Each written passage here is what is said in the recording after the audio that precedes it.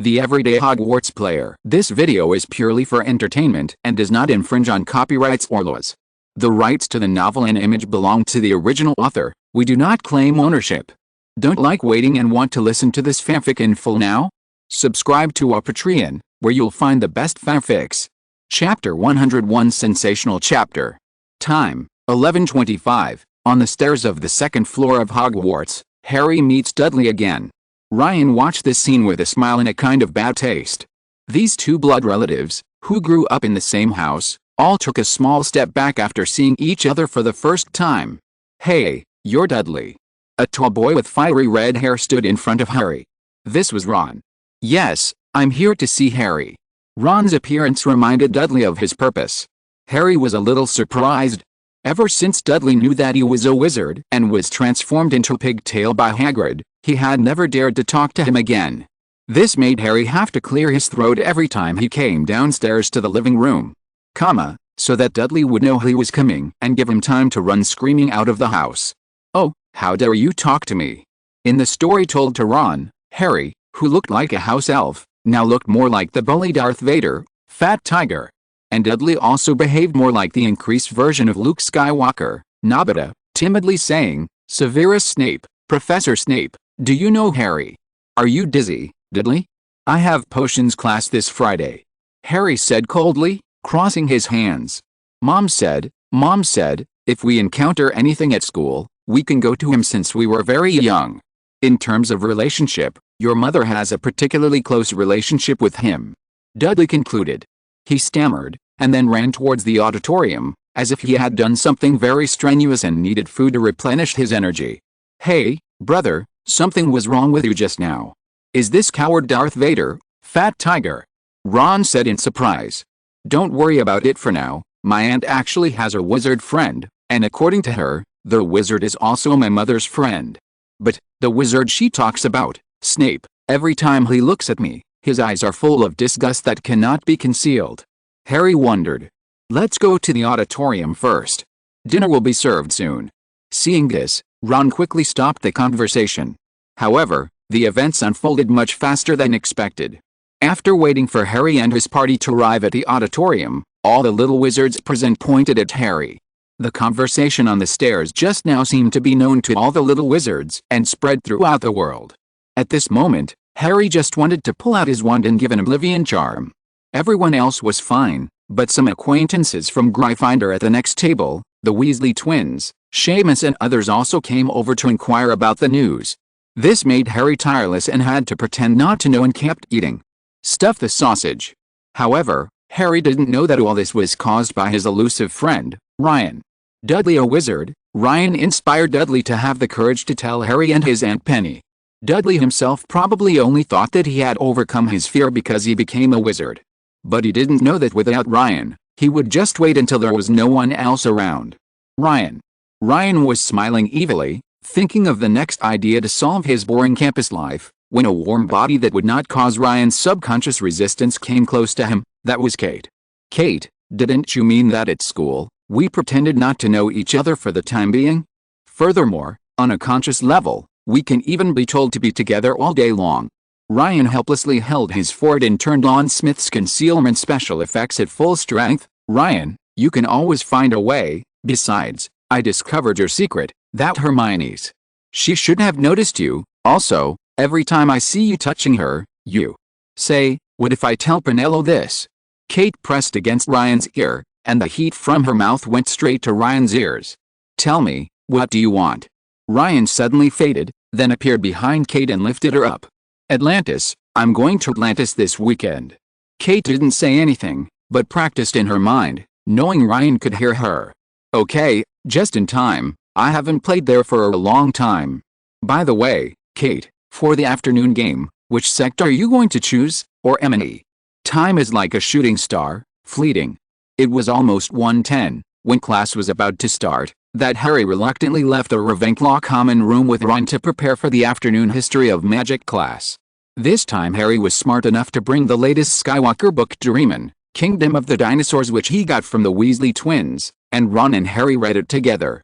Other Ravenclaw students also brought various extracurricular books, mostly copies of Dreamin'. Hermione on the side was so angry that she blew her nose and stared, but she was in no position to accuse because she was almost asleep in the history of magic. He quickly pulled Ryan aside and asked about the secrets of attending lectures. How did he take down more complete notes than himself before? However, Ryan himself was one of those who slept in class before, and even went so far as to bring a pillow directly to class. The note was just a prop that Ryan specially refined, converted speech into text, and was specially used for laziness. The hatred for the history of magic that was ingrained in his blood, coupled with Professor Bin's lullaby, Ryan would not be able to attend the lectures normally without a panel. He could only fall asleep as soon as the history of magic was taught like other Smiths in the past. Hermione, I have a spell here. You can try it to clear your mind and clear your mind. Ryan hurriedly developed a spell on the spot and told Hermione her spell. Wiping away the non-existent cold sweat, Ryan had no choice but to lower his sense of presence again, and with a little pity, he took his left hand out of Hermione's hand. Ever since, in the history of magic, people need to catch up in sleep and learn when they need to learn. To Ryan's surprise, Hermione quickly mastered the spell that Ryan gave her. This made Hermione unusually clear-headed in the second half of the course, and she memorized the most detailed information among all the students in the past. Neat notes on the history of magic new martial arts game in your mind. 2 hours later, he walked out of the history of magic class in high spirits, while being careful not to miss the steps on the stairs and their direction of rotation. Harry, what a shame, the Skywalker comics have audio. In class, we could only watch it. I haven't heard enough of his theme song. Tell me, who voices Mara Jade, Shizuka? Is it as beautiful as in the comics? Ron said a question. The Skywalker comics can be compared with the magic paintings, and they can also talk. But in this case, it only sells for 2 gold galleons. But why are other books so expensive? Harry asked. It depends on the book company. Just like Little Red Book, which published Bathilda Bagshot's A History of Magic, and Obscurus Books, which published Newt Scamander's Fantastic Beasts and Where to Find Them. Yes, their books are very cheap. And Skywalker himself is an outstanding alchemist. This is a technology I have invented. It is said that Obscurus Books is recently preparing to join forces with Skywalker to republish an audio version of Fantastic Beasts and Where to Find Them. In this way, the little wizard can use sound to avoid some dangerous magical creatures in advance. Ron explained thanks to Yuchi Jinin for the monthly ticket and other classmates for the recommendation. Chapter 102 The Invincible Hermione Falls.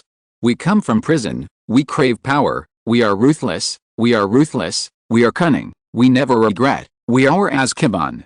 On the way to the defense against the dark arts class and was attacked by poisonous gas, Harry looked at him from a distance after hearing such an introduction. I took a closer look and saw that the Weasley twins were surrounding Dudley, who was alone, singing a ditty he had written, mixed with short sentences from the introductions of various colleges. Harry quickly took a long detour and left down another staircase. The other Ravenclaws who followed Harry to avoid Peeves' attack also followed Harry's pace for fear of being left behind. This is not because they are shy, but because they have learned from the past. Like Padma Patil, in order to have breakfast with her sister Parvati Patil and Gryffindor, she went to the auditorium early alone, and then she was unable to attack the first-year Ravenclaw. And the depressed Peeves bumped into. In the end, the whole person was drained with the water balls. If Pinello hadn't happened to bump into him, he would have been wet all the way to the auditorium. Harry, don't you think Fred and George are going too far? Hermione said as she walked. Too much? They have learned about my family from me before. For example, when picking up letters, Dudley would use his smelting cane to chase me like a puppy. Do you think I think it's too much? Harry laughed angrily. Oh, Harry, I said, I spoke without understanding before, I'm sorry. Hermione followed Harry closely behind and explained stammeringly. Come on, brother, Dudley is at Hogwarts right now. My brother's methods are not limited to these. I know it very well, Ron explained. Well, when I was 3 years old, Fred turned my teddy bear into a big ugly spider because I broke his toy broomstick. See Anthony around, Lisa do everyone was gossiping curiously, and Ron was preaching in a broken voice. Poor Dudley. Harry smiled evilly. However, the smile quickly disappeared from Harry's face, and the familiar smell that hid his face immediately cheered up the drowsy Ravenclaw who had just taken a lunch break. From Brian's perspective, poor Quirrell's breath of life is declining more and more. In the eyes of other Ravenclaws, no, more precisely, in their noses, the taste is even more sour. The smell cannot be described only as the smell of garlic. Hermione, on the other hand, raised her head slightly, looking confident. Even Ryan was a little curious. Could it be that this know-it-all found a solution to the stench in an unknown book? Or simply learned the head-soaking spell? When Quirrell stuttered in class again, Ryan watched Hermione sit in the front row with a confident look on her face, then took out her wand, pointed at herself and recited a spell, "Purify the heart and clear the mind." Invincible Hermione fell. Ryan caressed his forehead helplessly. The function of the spell he developed was to lift his spirits, and also had a little additional effect on enhancing the five senses. Fortunately, Hermione was not using a super sense spell, otherwise, she would probably stink to death on the spot. Hermione. One after another, exclamations came from the mouths of the little eagles in the audience. "No, don't worry, let me do it." Quirrell found the unconscious Hermione and tried to get closer. "Professor Quirrell, stay away from me, Hermione is dizzy from the stink." Ryan had no choice but to step forward and interrupt Quirrell's next words. "How could that be? Aren't the other classmates fine?" Quirrell intended to get closer again. "Harry!" shouted Ryan. "Periculum!" Harry pulled out his wand and pointed it at the sky. The fiery red fireworks appeared again, and Quirrell fell down again. It must be said that magic is really a subjective power. Before Ryan had time to guide it, Harry exerted this power on his own, and even repeated his wrong pronunciation at that time, fearing that he would follow the correct pronunciation. The M in periculum should be emphasized and the front should be fast. All this is related to the appearance of Dudley, which makes the power of his spell more active. Although, Harry can do it as long as his willpower is strong enough. Ryan was a little skeptical that Harry's specialty in the future would be that he would no longer be the disarming spell, Expelliarmus, but become this variant of the red spark. However, Harry had to work harder to practice. If he never reached the point of proficiency, when he reached adulthood at the age of 17 and the power of the spell faded, this short-lived spell would probably become useless. On the other side, Quirrell fainted again. This time, without Ryan's intervention, it would have taken more than 10 minutes. He might not wake up until the end of this class, and Hermione, under the sparks of Harry, slowly woke up and greedily took a breath of the air that made her awake again because of Harry's spell. "Harry, what are you doing?" "Professor Quirrell. What's wrong with him?" Hermione was confused at first, and then looked horrified. "Hermione, Professor Quirrell made you faint with the stench, but he didn't believe in evil and wanted to get close to you. Harry could only use his power again to dispel the stench," Ryan explained. "That's it," Ron agreed. This time, Anthony finally had the chance, together with his good brothers Michael and Terry, to carry Professor Quirrell to the school hospital, to Madame Pomfrey. Anthony was seen tentatively approaching Quirrell step by step. "After confirming that there was no smell, I carried him out." Ryan added additional magic reinforcement to Quirrell's turban to prevent Voldemort from being discovered in advance, which would be boring. Voldemort also fainted at this time, so if he suddenly had a brain attack, he would not kill Anthony and the others to prevent exposure. "Harry, you won't get any points deducted, it's all because of me." Hermione looked ashamed. "What are you afraid of? Even if Dumbledore comes, I will say the same thing. It's all because Quirrell knocked you out first."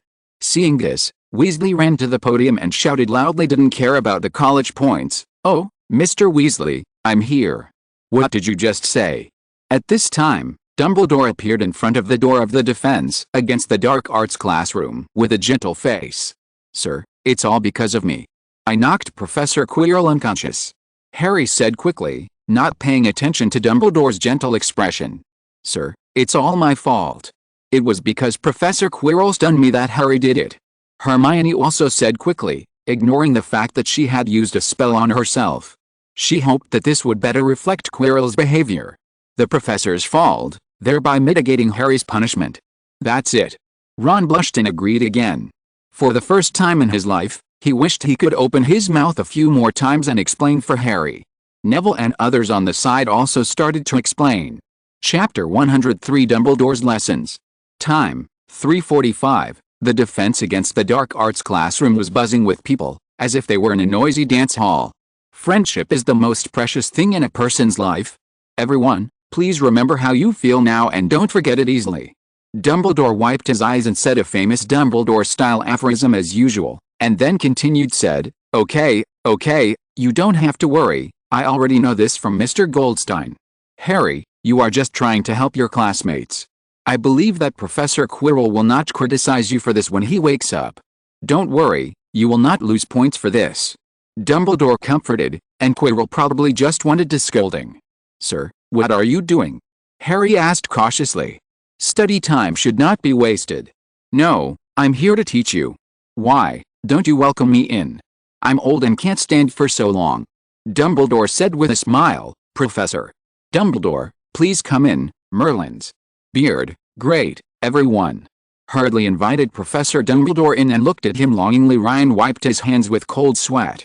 Fortunately, he had withdrawn from Quirrell in advance to strengthen the magic of the turban. Otherwise, if Dumbledore found something, his daily routine of hiding aside and eating melon would probably be gone. You know, Ryan positions himself as a daily player at Hogwarts, and everyone else should go away. It seems that Dumbledore will appear to prevent Voldemort from rising without taking action himself. Let's mourn Voldemort. Now 2 of the 3 most powerful wizards in the wizarding world are watching him from Hogwarts. Soon, after Anthony Goldstein and others returned to the classroom, Dumbledore began the class eloquent manner. Among them, I have picked up many precautions and error cases without missing a single detail. From the shallower to the deeper, I went through the content that I should learn in the 1st grade this year. As the saying goes, you are not afraid of not knowing the goods, but you are afraid of comparing goods. After experiencing Dumbledore's teaching, all the students had a certain emotion. Professor Dumbledore, can Professor Quirrell still teach? Otherwise, let him take a year off and you can teach our defense against the dark arts class.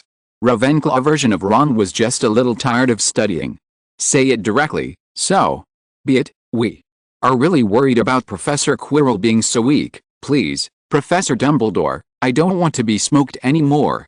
It was Padma who said this, although the eaglets in Ravenclaw were not smoked for a whole section like other colleges' class, but after she came into contact with her twin sister Padma, who had just finished the defense against the dark arts class, she finally understood how lucky she was to have Harry, Mr.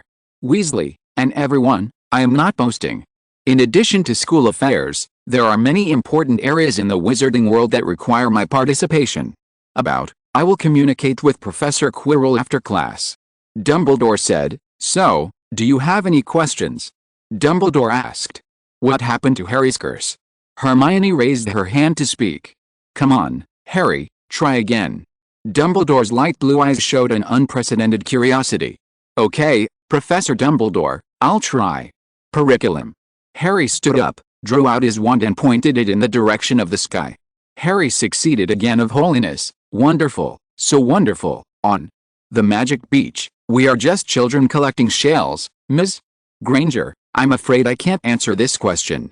I can only say that this spell has a good effect on dispelling curses, odors, etc. This is more due to Harry's own characteristics. Just like Mr. Finnegan of Gryffindor, he is particularly good at explosions. The same goes for your father, Mr. Smith, isn't he? Dumbledore said. How come that handsome guy is actually in Ravenclaw? Why is he in the same classroom as us? He's so handsome. Why didn't I notice before? Dumbledore's sudden speech caused Ryan's appearance to be noticed again by other Ravenclaw students. They were all excited as if they were drunk. If Dumbledore hadn't been here, he would have been entangled. Professor, this is all because of the nature of magic.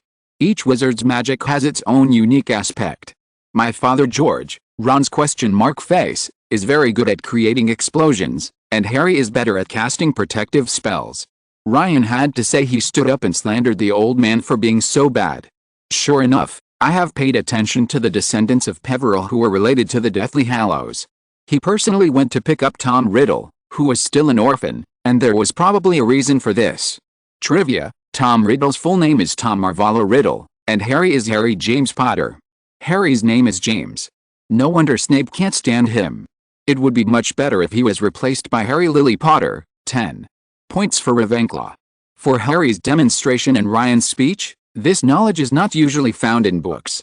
Class, it's already 5:30, get out of class is over. Dumbledore said get out of class was over, and as soon as I went out, The outside was crowded with students from all grades who had no classes in the afternoon. "Harry, I heard you knock down Professor Quirrell again," said one of the Weasley twins. "How cool to have Dumbledore teach, who hasn't taught in decades," said the other Weasley twin. "So, as long as Professor Quirrell faints again, then," the twins said in unison, smiling at each other. Ryan and others couldn't help but feel a moment of silence for Professor Quirrell. With this example, it is estimated that this school year will be difficult, but he will not have another school year. After all, there is Voldemort's curse. The defense against the dark arts class is very expensive to teach. Even if there is one who survives, he will not be able to teach this class next semester even if he wants to. This curse is more based on the authority that Voldemort obtained in the Slytherin Chamber of Secrets. This thing that Voldemort considered as useless was used on the professor of the Defense Against the Dark Arts course after he failed to apply for it. If the professor who had survived before was involved in this course again, his life would be at risk. This is why Dumbledore has never tried to recruit another professor from the past to teach this course again. Chapter 104 New report from Rita Skeeter. Today is Thursday. Early in the morning, Ryan got up from the bed in the bedroom early. An owl flew in and delivered a copy of the Daily Prophet. Ryan skipped some advertisements that he thought were boring and went directly to his favorite gossip section. I have to say, and sometimes Ryan has to admit that Rita Skeeter's gossip articles are really interesting about by Rita Skeeter. Only famous people like Harry Potter make that possible. Sure enough, the front page was a photo of Harry that Rita Skeeter had taken from nowhere. Harry Potter's troubled childhood objections and insisted on sending the newly orphaned child to a Muggle family, Harry's aunt and uncle, the Dursleys. Boy, Dumbledore's reason seemed a little untenable. Then let's continue reading. Harry Potter's cousin Dudley Dursley is also a wizard. The Sorting Hat ad announced it with great alarm, and Dudley Dursley's evil tendencies even publicly called out Azkaban. As we all know, the Sorting Hat never lies, so why put our savior in such a Muggle family? Is Dumbledore afraid of Harry Potter's bad control? Harry Potter has extraordinary magic. Even Peeves didn't dare to get close to him. He even knocked down Professor Quirrell twice. I dare say Dumbledore must be afraid that Harry Potter is stronger than him. Hogwarts first-year student Draco Malfoy revealed. When Harry Potter came to Diagon Alley, it was Hagrid, Dumbledore's confidant, who came to take him shopping, said the bald wizard at the Leaky Cauldron who did not want to be named.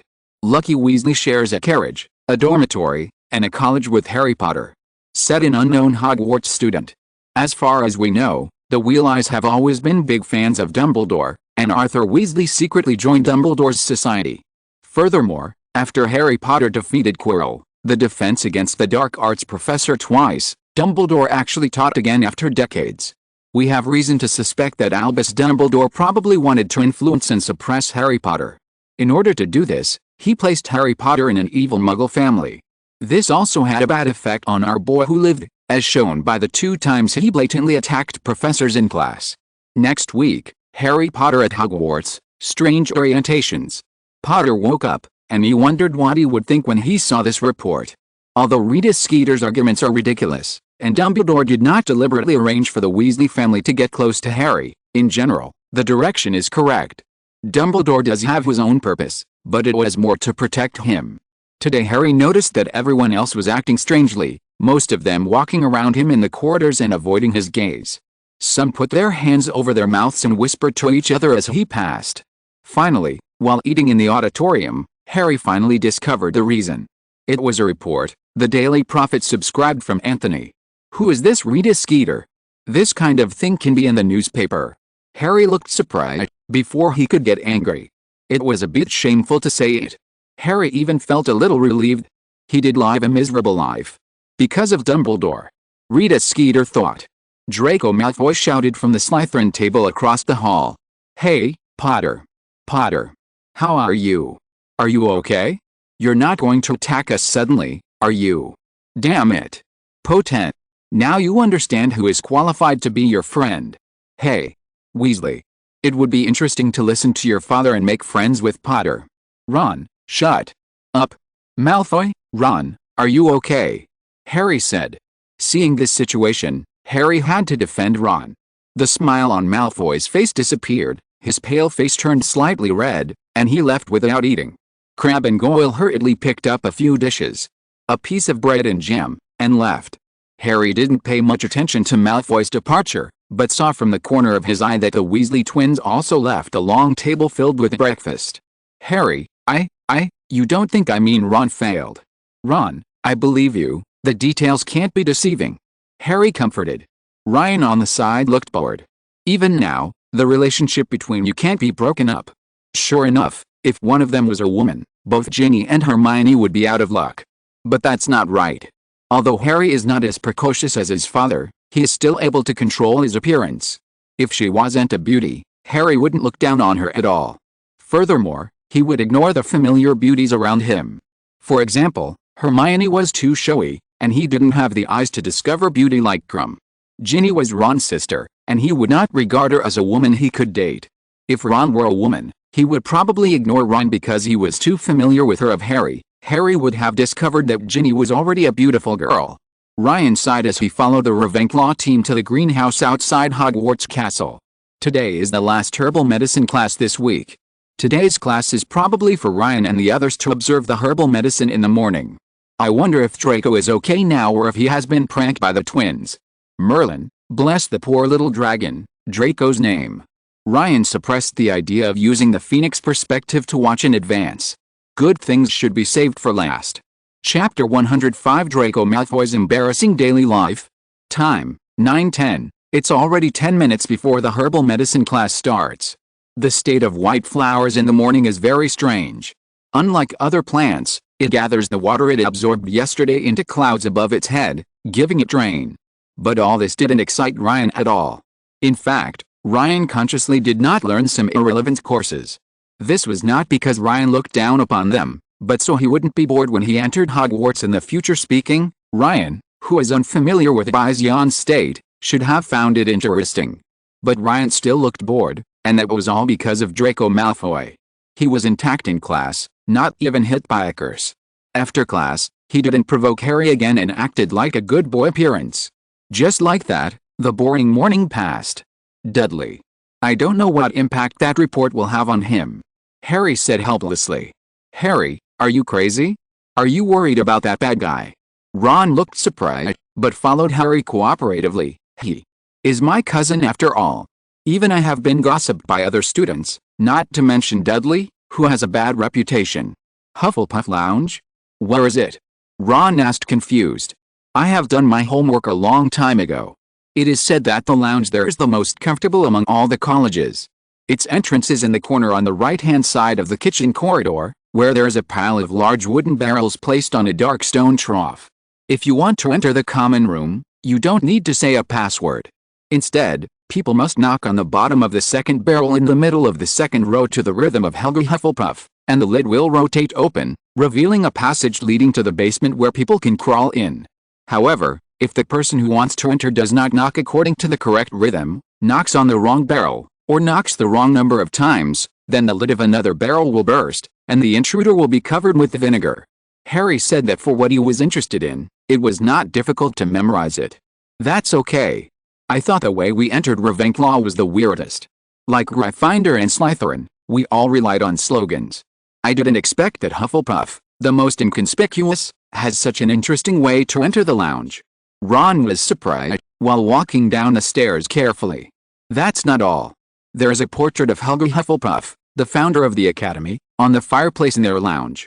Unfortunately, it is not a magic painting and cannot speak. Ron, do you know why Hufflepuffs are almost all good at herbal medicine? Harry asked Ron in order to relieve boredom. This kind of question and answer game has been popular since Harry entered Ravenclaw. Often played with Ron. In this way, while learning and reviewing knowledge, it also enhances feelings. They like to eat it? Let me think about it. Their dean, Professor Pomona Sprout, teaches herbal medicine classes. Ron said. Then you are not necessarily good at charms class either. Ron, that's because from the window of their lounge, you can see swaying grass and dandelions. On their windowsill or ceiling, there will also be some interesting plants, some of which can sing and dance, as decoration. Harry shook his head and explained. Okay, Harry. However, it would be cool just to have a portrait of Helga Hufflepuff in the Hufflepuff Lounge. We in Ravenclaw don't have one, like Gryffindor and Slytherin. Ron side road. Ron, do you really not know or are you pretending not to know? The white marble statue of Rowena Ravenclaw stands in the alcove opposite the door to the Ravenclaw common room, Harry said, holding his forehead and almost missing the stairs. Oh, what about Gryffindor and Slytherin? Did they leave any portraits, statues, or anything like that? Ron continued to ask without any shame. They? As far as I know, no. I guess it wasn't popular among male wizards at that time, Harry guessed. Then, in the corner of the first floor, Harry heard a conversation that he would never forget in his life. That's Draco Malfoy and Dudley. It's you, Dudley. You, a mudblood. How dare you insult Potter?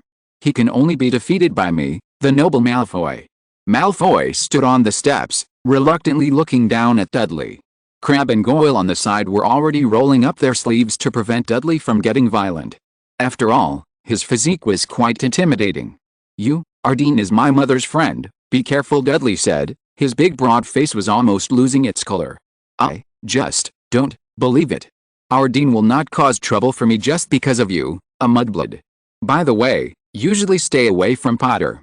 Malfoy said slowly in a drawn-out tone. Harry is not your friend, Ron is. I remember you said bad things about Harry in that movable newspaper. Dudley said, while Harry looked surprised while hiding aside. Dudley, this fat head, can you actually think? What does it have to do with you? Dursley, can go to Ravenclaw. Crow? He's obviously a standard Gryffindor. I was the one who met Potter in the first place. I should be his friend. Crabbe, Goyle, come on. Malfoy smiled ferociously, his anger made him lose his mind, and he said the most shameful words in his life. However, Malfoy was dumbfounded. If magic was used, Dudley might show timidity, but facing the most primitive physical combat, especially when the two little men in his eyes directly invited him with their bodies, Dudley was not afraid. Dudley Dursley stood up. The future Southeastern Junior Heavyweight Intercollegiate Boxing Champion attacked brazenly. Crabbe and Gower, who had been full of confidence just a moment ago, were quickly knocked to the ground. You two useless things. Dudley Dursley, I will definitely come back. Crabbe, Goyle, I'll take the first step. Malfoy hurriedly ran towards the Slytherin lounge, which was also underground. Then, Harry and Draco met head-on. Draco's face turned red with embarrassment, and he subconsciously pretended not to see Harry and ran past Ron.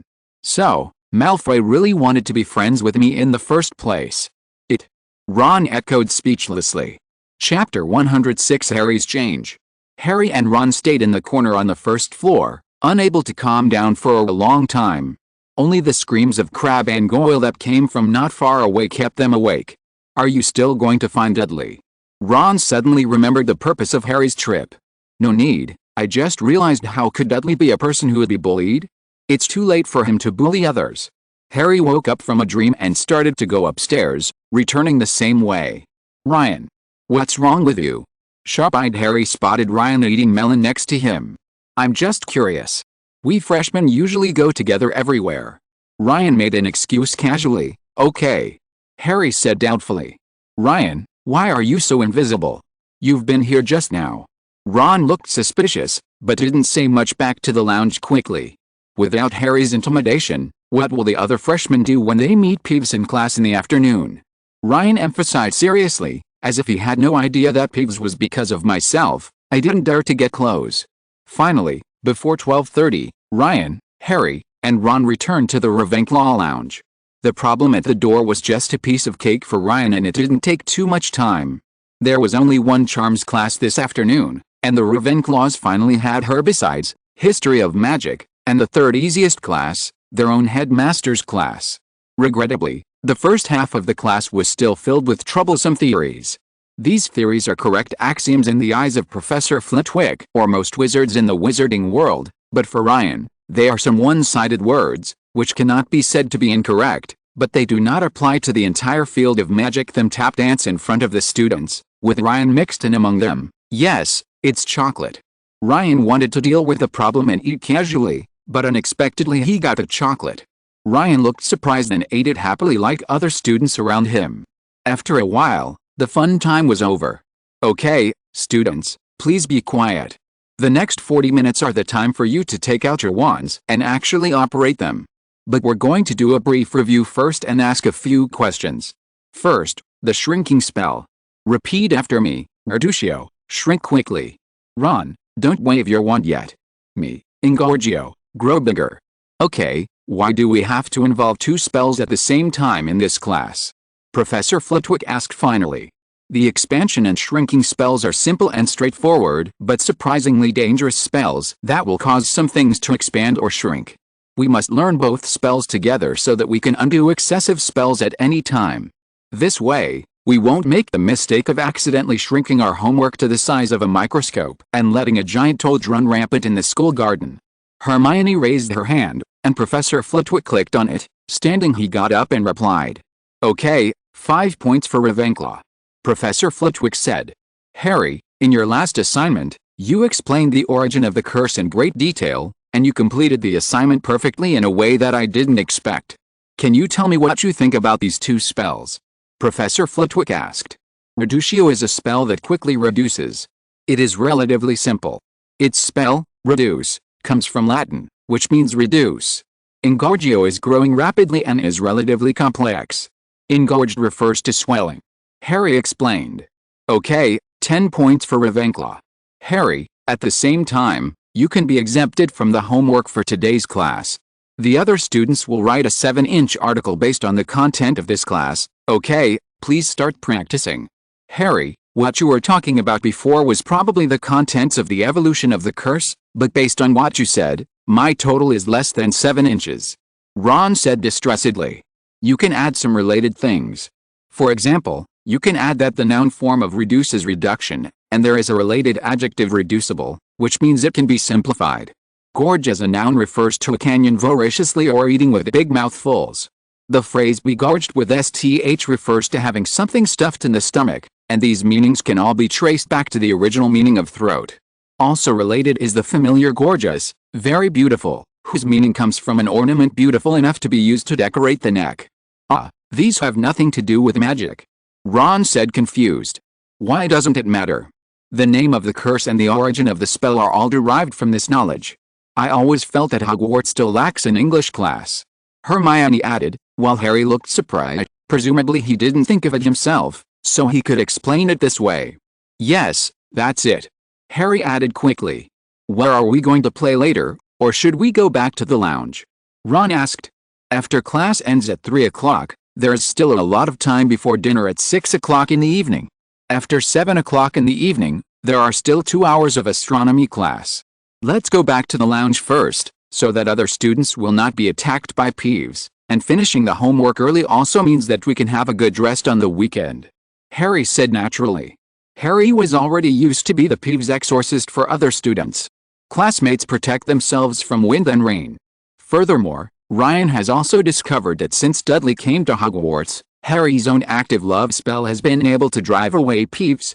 Now, even if Ryan leaves a clone in Hogwarts one day and goes out to fish in person, the myth of Harry Potter driving peeves away will not be shattered. By the way, Harry, do you think Hagrid was accidentally hit by a vicious expansion curse when he was a child, which made him so tall? Suddenly turned his head. Okay. Ryan agreed. That's fine. It would be a beautiful thing to observe the last Hagrid up close, right? Everything depends on tomorrow. Tomorrow is Friday. Old Bat Snape, after experiencing so many changes, will he still target Harry? I really look forward to it. However, there is an astronomy class in the evening. I am really curious about the difference between Wizards' astronomy and Muggles' astronomy. Chapter 107 Changed Class Schedule. The astronomy tower is the tallest tower at Hogwarts. You can't go there except for classes. Astronomy courses and evening exams were held here. To reach the top of the tower, one had to climb a steep spiral staircase. To be honest, it was hard for Ryan to understand why Crabbe and Goyle would always remain obese in the original world line, especially in Hogwarts with so many stairs. But Ryan immediately thought that they were Slytherin students. They usually went down the stairs to the basement. The most exercise they did was probably the stairs they climbed during class. The professor of astronomy class is Aurora Sinistra, a very talkative witch, so she often comes to attend the opening banquet and other meals, and seems to like to talk with the teachers next to her. Ryan and others also often have dinner in the auditorium when I saw her. In the first-year course, the only thing Ryan and others needed to use was the folding brass telescope required to be purchased in the Hogwarts notice. In class, Professor Sinistra mainly taught Ryan how to use a telescope to observe the starry sky, as well as the names of different stars and the trajectories of planets, which comes from the Latin word aurora, which means dawn. It is related to dawn, and it may be derived from the northern lights. Harry was probably obsessed with the evolution of spells and wanted to analyze the new names when he saw them. This almost caused him to have his points deducted, giving him back the extra points in the charms class. At the same time, Harry also received a sharp look from Hermione. Harry was not paying attention to the class. But none of this is important. The most important thing is that the homework is relatively small. This kept Ryan and his team energetic after class, and it took the first-year Ravenclaw students about 15 minutes to finish their homework. And this also gave Harry extra time, so that he could constantly find people to inquire about Professor Snape. After all, there was a potions class tomorrow morning, and this professor was also said to be related to his mother by his aunt. The guy who is a friend. This made Ryan couldn't help but tell Harry that his mother was very good at potions. As the descendant of Snape's friend, he would probably ask him to answer the questions and suggested that he review some common potions knowledge. To be honest, this is not an alarmist statement from Ryan. According to the original world line or the original arrangement of the class schedule, Gryffindor and Slytherin were the students in the potions class on Friday morning. After Harry was assigned to Ravenclaw, Snape actually changed his class schedule and couldn't help but want to look directly into Harry's green eyes more openly and faster. In this potions class, there were not only the children and descendants of the people Snape loved most, but also another guy whom Snape was angry with, and that was Neville. Neville is another qualified child in the prophecy. If Voldemort finds him first, then Lily will survive. This made Snape continue to use words to deny him, destroy his self-confidence, and cause trouble for him in his original world line. Of course, what Snape didn't know was that the reason why Voldemort sought out Harry Potter in the first place was because Harry was more similar to him, being the descendants of half-blood, pure-blood wizards and muggle wizards. With reverie in mind, Ryan finished washing and fell asleep the next morning. Harry got up early and read Arsenic Magical Pharmacy and Potion like a madman. Ryan looked at Harry unexpectedly. It seemed that yesterday's reminder was very useful. Today's breakfast in the hall was simple food such as oatmeal porridge, bread, and eggs. Their cereal. Ryan, why are you smiling all the time? Harry asked curiously. I have paid attention to this mysterious friend. His mood was usually related to the richness of the food in the auditorium. How could the Ryan smile law summarized by Harry be applied to him? Could he not be happy? Okay.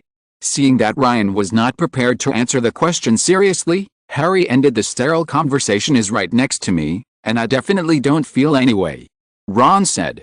After a while, Ron gradually became able to maintain a normal tone when talking to Hermione without being red-faced. But it's really far, and going down the stairs is tiring, Neville said, sweating, while holding a standard-sized 2 tin-plated cauldron that will be used in class, a set of glass or crystal smallpox medicine bottle, a brass scale. Along with the sound of voices, Ryan and others comfortably entered the potions classroom. This classroom is large and can accommodate at least 20 students. It feels like entering a shop selling potions. If a muggle comes here by chance, he might even think that this is Frankenstein's laboratory in a horror movie. The walls are lined with various glass jars filled with animal specimens, and there is still no one on the podium at this time. After a while, the Hufflepuff students also came in, and Dudley hung far behind the crowd. His fat body made him regain his confidence. After the Hufflepuff students came in, the entire classroom, which was cold and made you tremble, immediately changed its style and started to become noisy. From time to time, Hufflepuff badgers would point at Harry and Dudley. In this atmosphere, Dudley, who was startled by the gloomy painting style when he entered the potions classroom, became energetic again. Stand up. However, things changed when Professor Snape came in. He seemed to have a magical power. As soon as he entered, the whole classroom became quiet. Coupled with a black wizard robe, he was like a black cloud, blocking the joyful sunshine that existed in this classroom just now. Even Dudley, who was originally brought to Diagon Alley by Snape to purchase teaching supplies, no longer held his head high and looked like he had just come to Hogwarts to attend school to thank Teoga from Nanyang for his monthly vote and other classmates for their recommendations. Chapter 108 Snape's Change. It's 9 o'clock, Potions Classroom. Snape had the same teaching habit as Flitwick. I have picked up the register as soon as the class started. Like Flitwick, he even stopped when Harry's name was called. Oh, Yes, he whispered. Harry Potter, this is our new, famous character. Harry looked puzzled, looked at Dudley and complete the communication with Dudley with his eyes, and Dudley also looked confused. From Dudley's perspective, although this guy named Snape is very scary, and he doesn't intend to cry at all, he is indeed more attentive to himself. How can he treat him in the eyes of his mother? The son of a friend with whom I have a better relationship is so sarcastic? Snape didn't seem to notice the eye contact between Harry and Dudley, but the muscles at the corners of his mouth couldn't help but twitch. Obviously, Harry's hurt expression, combined with that, was the same as that of Lily Evans. Her green eyes hurt him deeply, as if Lily was questioning him. Snape suddenly stopped calling names, as if he had read all the names lesson. Oh, this should be to signal off my heart and the little sympathy I have for Harry Potter so that I can bully him more unscrupulously. Ryan thought, but he couldn't help but want to laugh. He couldn't. Face your conscience honestly, this is a common problem of Slytherin. Magic. I don't expect you to truly understand the beauty of the slowly simmering cauldron, emitting white smoke and bursting with fragrance. Snape's voice was slightly higher than a whisper, but everyone could hear his every word. The voice spoke the opening remarks that flows into people's blood vessels, making people feel dizzy and confused. I can teach you how to increase your reputation, brew glory, and even prevent death, but there must be one thing, and that is you are not the kind of fools I often encounter. When he said fools, his eyes couldn't stop racing towards Hufflepuff. Some of the little eagles held their heads high and looked arrogant. Among these little wizards, Michael Corner was particularly obvious. Harry and Ron raised their eyebrows, exchanged glances, noticed this, and quietly and indifferently moved to the side, a little further away from Michael. Hermione didn't pay attention to the weird atmosphere or the vague anger of the Hufflepuffs who had come back to their senses. She just almost moved to the edge of the chair and leaned forward, just wanting to prove that she was not stupid fool. That dark-skinned Ravenclaw. I want you to find me a piece of Bezoar. Where will you find it? Snape frowned and said suddenly, because he didn't finish the name like in the original world line. He could only use characteristics to call the overly arrogant Ravenclaw student. Me, Professor? My name is Michael Corner. Michael asked doubtfully. No one cares what your name is. Please answer the question, Mr. Corner. Snape said coldly. The Hufflepuffs who had secretly laughed at Michael's behavior just now fell silent again without any effort. I don't know. Michael stammered. Terry beside him stroked his forehead, looking like he had a headache, while Hermione raised her right hand, looking like she was expecting him to answer. Okay, very good. It seems that not all Ravenclaws are smart, there are also some stupid fools like I often meet. A small number of freshmen at the Hufflepuff table began to laugh quietly. Dudley's performance was more obvious, but Snape seemed not to notice and was very tolerant of him. Ryan even noticed that after Dudley expressed his stance, some Hufflepuffs who were a little far away from him slowly stopped deliberately staying away and slowly accepted him. Dudley also noticed something and showed a surprised smile. Potter. You answer.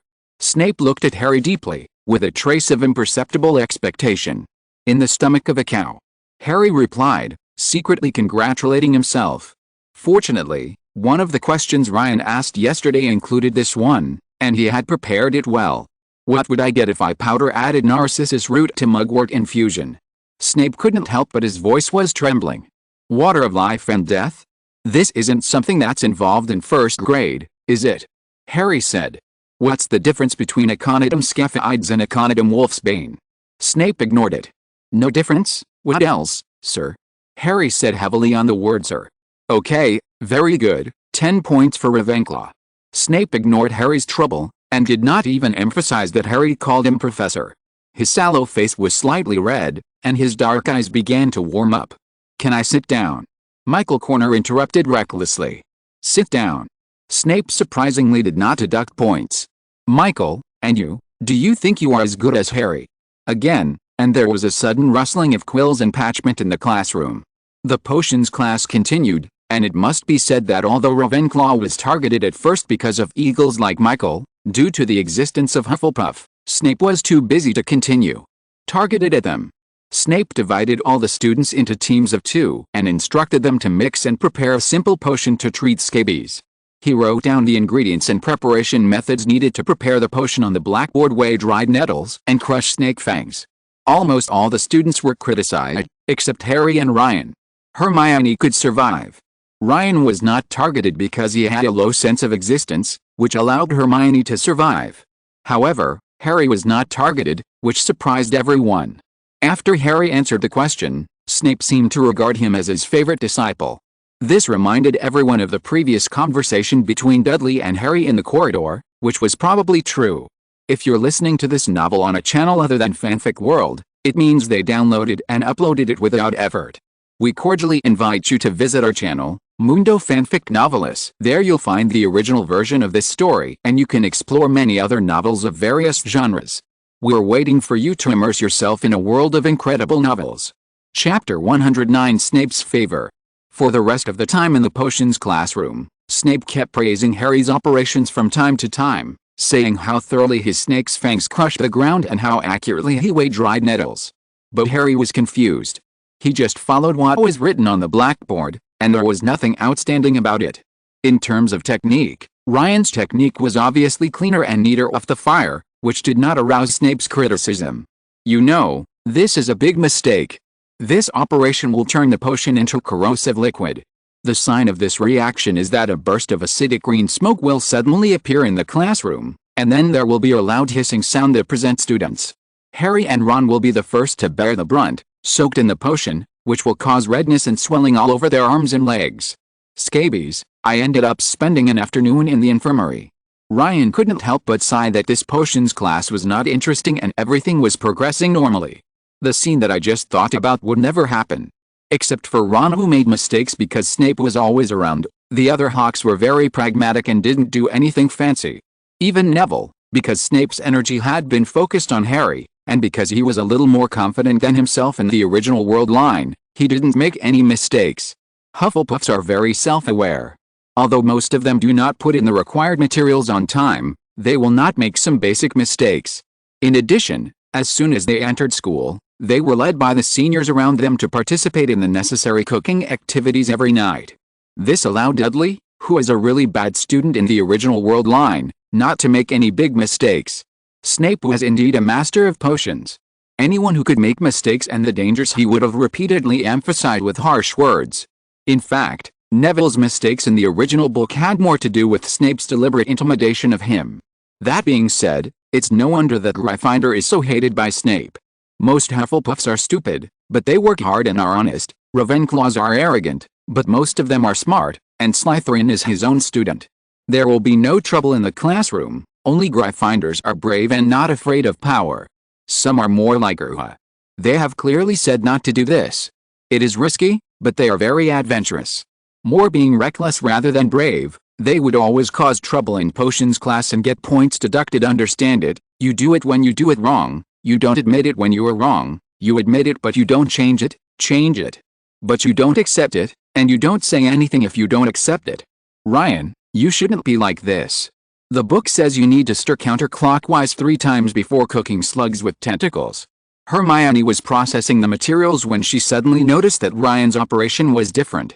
Hermione, the stirring action is just to make the little wizard concentrate, subconsciously gather the magic power and mix it into the potion. The reason why we use pewter crucibles made of pewter alloy is also for this reason.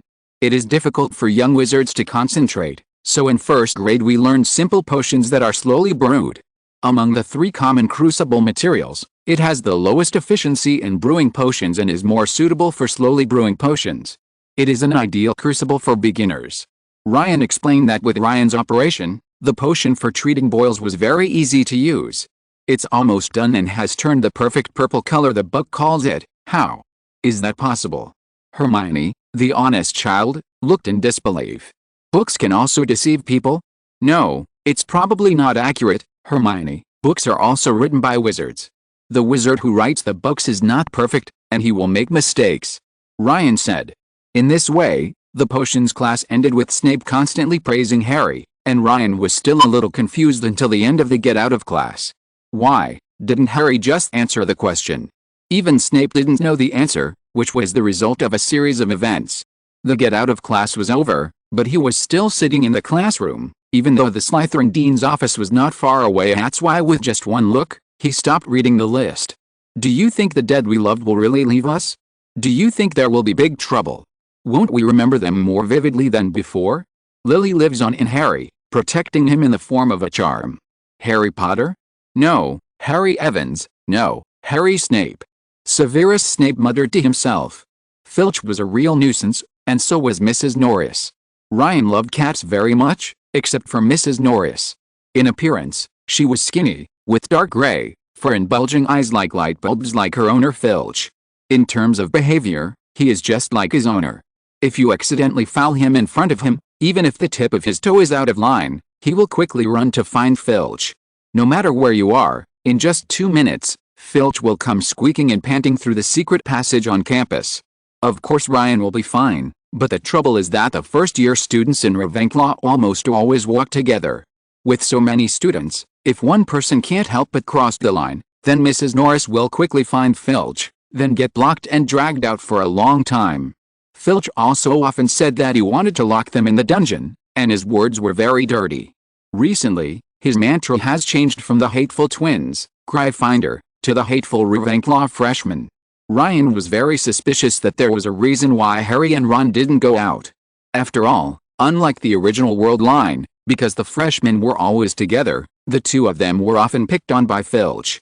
No, now Harry and Ron were blocked by Filch again, and Ryan rolled his eyes. I wish you all good luck in the new year. I also thank you Chi-Jin for the first monthly ticket of the new year, 534,722 for the monthly ticket, and other classmates for their recommendations. Please leave more comments, I will read them and reply when necessary. Chapter 110 Hagrid reveals his secrets. It was almost 3 o'clock in the afternoon. Harry, Ron, and Ryan left the lounge and prepared to set off in the direction of Hagrid's cabin outside the castle. When he came out of the 6th floor and went down to the 5th floor, the stairs suddenly turned and the exit turned into another direction on the 4th floor. Originally, if you found that you were going in the wrong direction, you could just turn back, but Mrs. Norris discovered them. After a while, before they had time to turn around and go downstairs, Filch appeared, and he was making trouble again, saying that they were deliberately trying to break into the restricted area on the 4th floor. Filch said quickly, "Oh, why do I think they are going the wrong way?" Snape said, "Yes, Professor, we are going to find Hagrid. I didn't pay attention when we came downstairs." Harry said, glaring at the pair of green eyes. "That's it," Ron agreed. "Filch, is there anything else?" Snape turned his head slightly and frowned. "Nothing."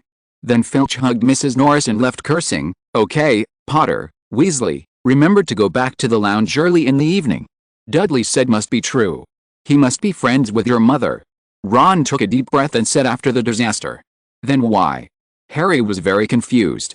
"Harry, I don't know if anyone has ever told you that you look exactly like your father, except that your eyes are the same as your mother's." Ryan reminded after finishing the melon. "Ah, so Professor Snape blamed my father for angering Voldemort and killing my mother, so he looked at me with such disgust during the sorting," guessed confidently, and Ryan was speechless. They then left the castle and walked across the fields toward the hut on the edge of the Forbidden Forest. There was a stone bow and a pair of rubber galoshes in front of the gate. They were still painted in the original style. Ryan couldn't help but look at the crooked-necked tree not far away. Hagrid and the Forbidden Forest, and all the goods received were used in the construction of the new Smith Castle. When Harry knocked on the door, they heard a nervous struggle and several low barks coming from the house. This should be Yaya. Although Yaya is shy, he is very close to her. No, he can smell the smell of strangers through the door. Sure enough, Hagrid's voice came from behind the door. He repeatedly said the command to ask Yaya to step back. After a while, Hagrid opened the door a crack, revealing his thick and unkempt eyebrows, as black and shiny as a beetle's eyes. Then Hagrid let them in, desperately clutching the collar of a huge black hound. The cabin has only one room. Hams and pheasants were hung from the ceiling, and a copper kettle was used to boil water in the brazier. There was a large bed in the corner with a quilt made of rags. Hagrid also let go of the collar, and then the enthusiastic giant dog avoided Ryan, threw Ron to the ground, and covered Ron's cheeks with saliva. "So, Fang isn't as fierce as he looks, is he? You are the little brother of the Weasley family, right?" Hagrid looked at Ron's fiery red hair and his face full of freckles. At this time, Ron struggled to stand up, pulling his pants to prevent them from being pulled down by his teeth. While Hagrid was making tea, he took out a legendary rock cake and put it on a wooden dinner plate. "Fortunately, you are a Ravenclaw," Unlike your twin brother, I spent almost half of my life trying to drive them out of the Forbidden Forest. Hagrid, this is Ryan. Harry suddenly pulled out Ryan, who was enjoying the rock cake, and Harry looked like he was about to survive. It seemed like that the rock cake was about to survive too hard for Harry to enjoy. In the Harry Potter novels, from his own perspective, rock biscuits are a terrifying food that can almost knock out your teeth.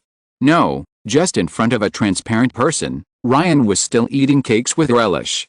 Isn't it the eternal truth that a dead Taoist friend should not die a poor Taoist? Harry Potter is such a bad boy. Ryan thought to himself. Sorry, I didn't pay attention just now. Hagrid stroked his beard and rubbed his eyes. Is it delicious? Hagrid asked. It's very chewy.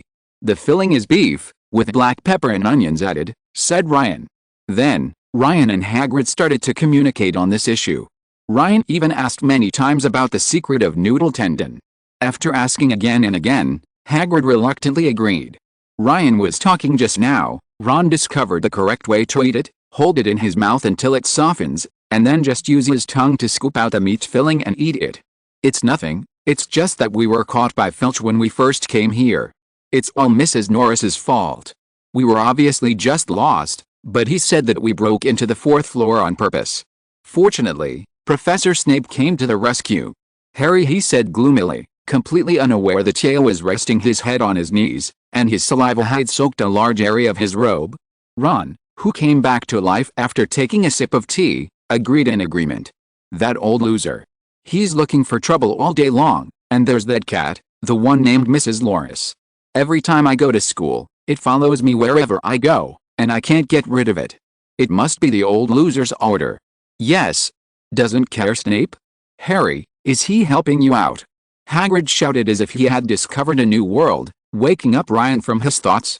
This made Ryan unable to pick up another piece of rock cake and start eating it. What? Is something wrong? Harry asked, confused. I mean, what about him? Isn't he? Oh, this is not what I should say. Hagrid suddenly started talking incoherently, and Harry and Ron frowned.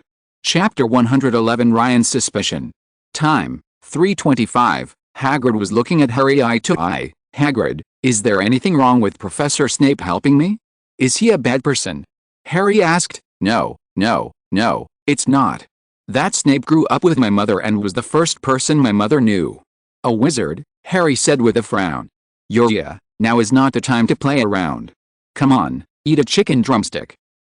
Is that annoying Dudley still in contact with you? Well, since you know Harry, to be honest, before you mentioned it, I only thought the two of them were good friends.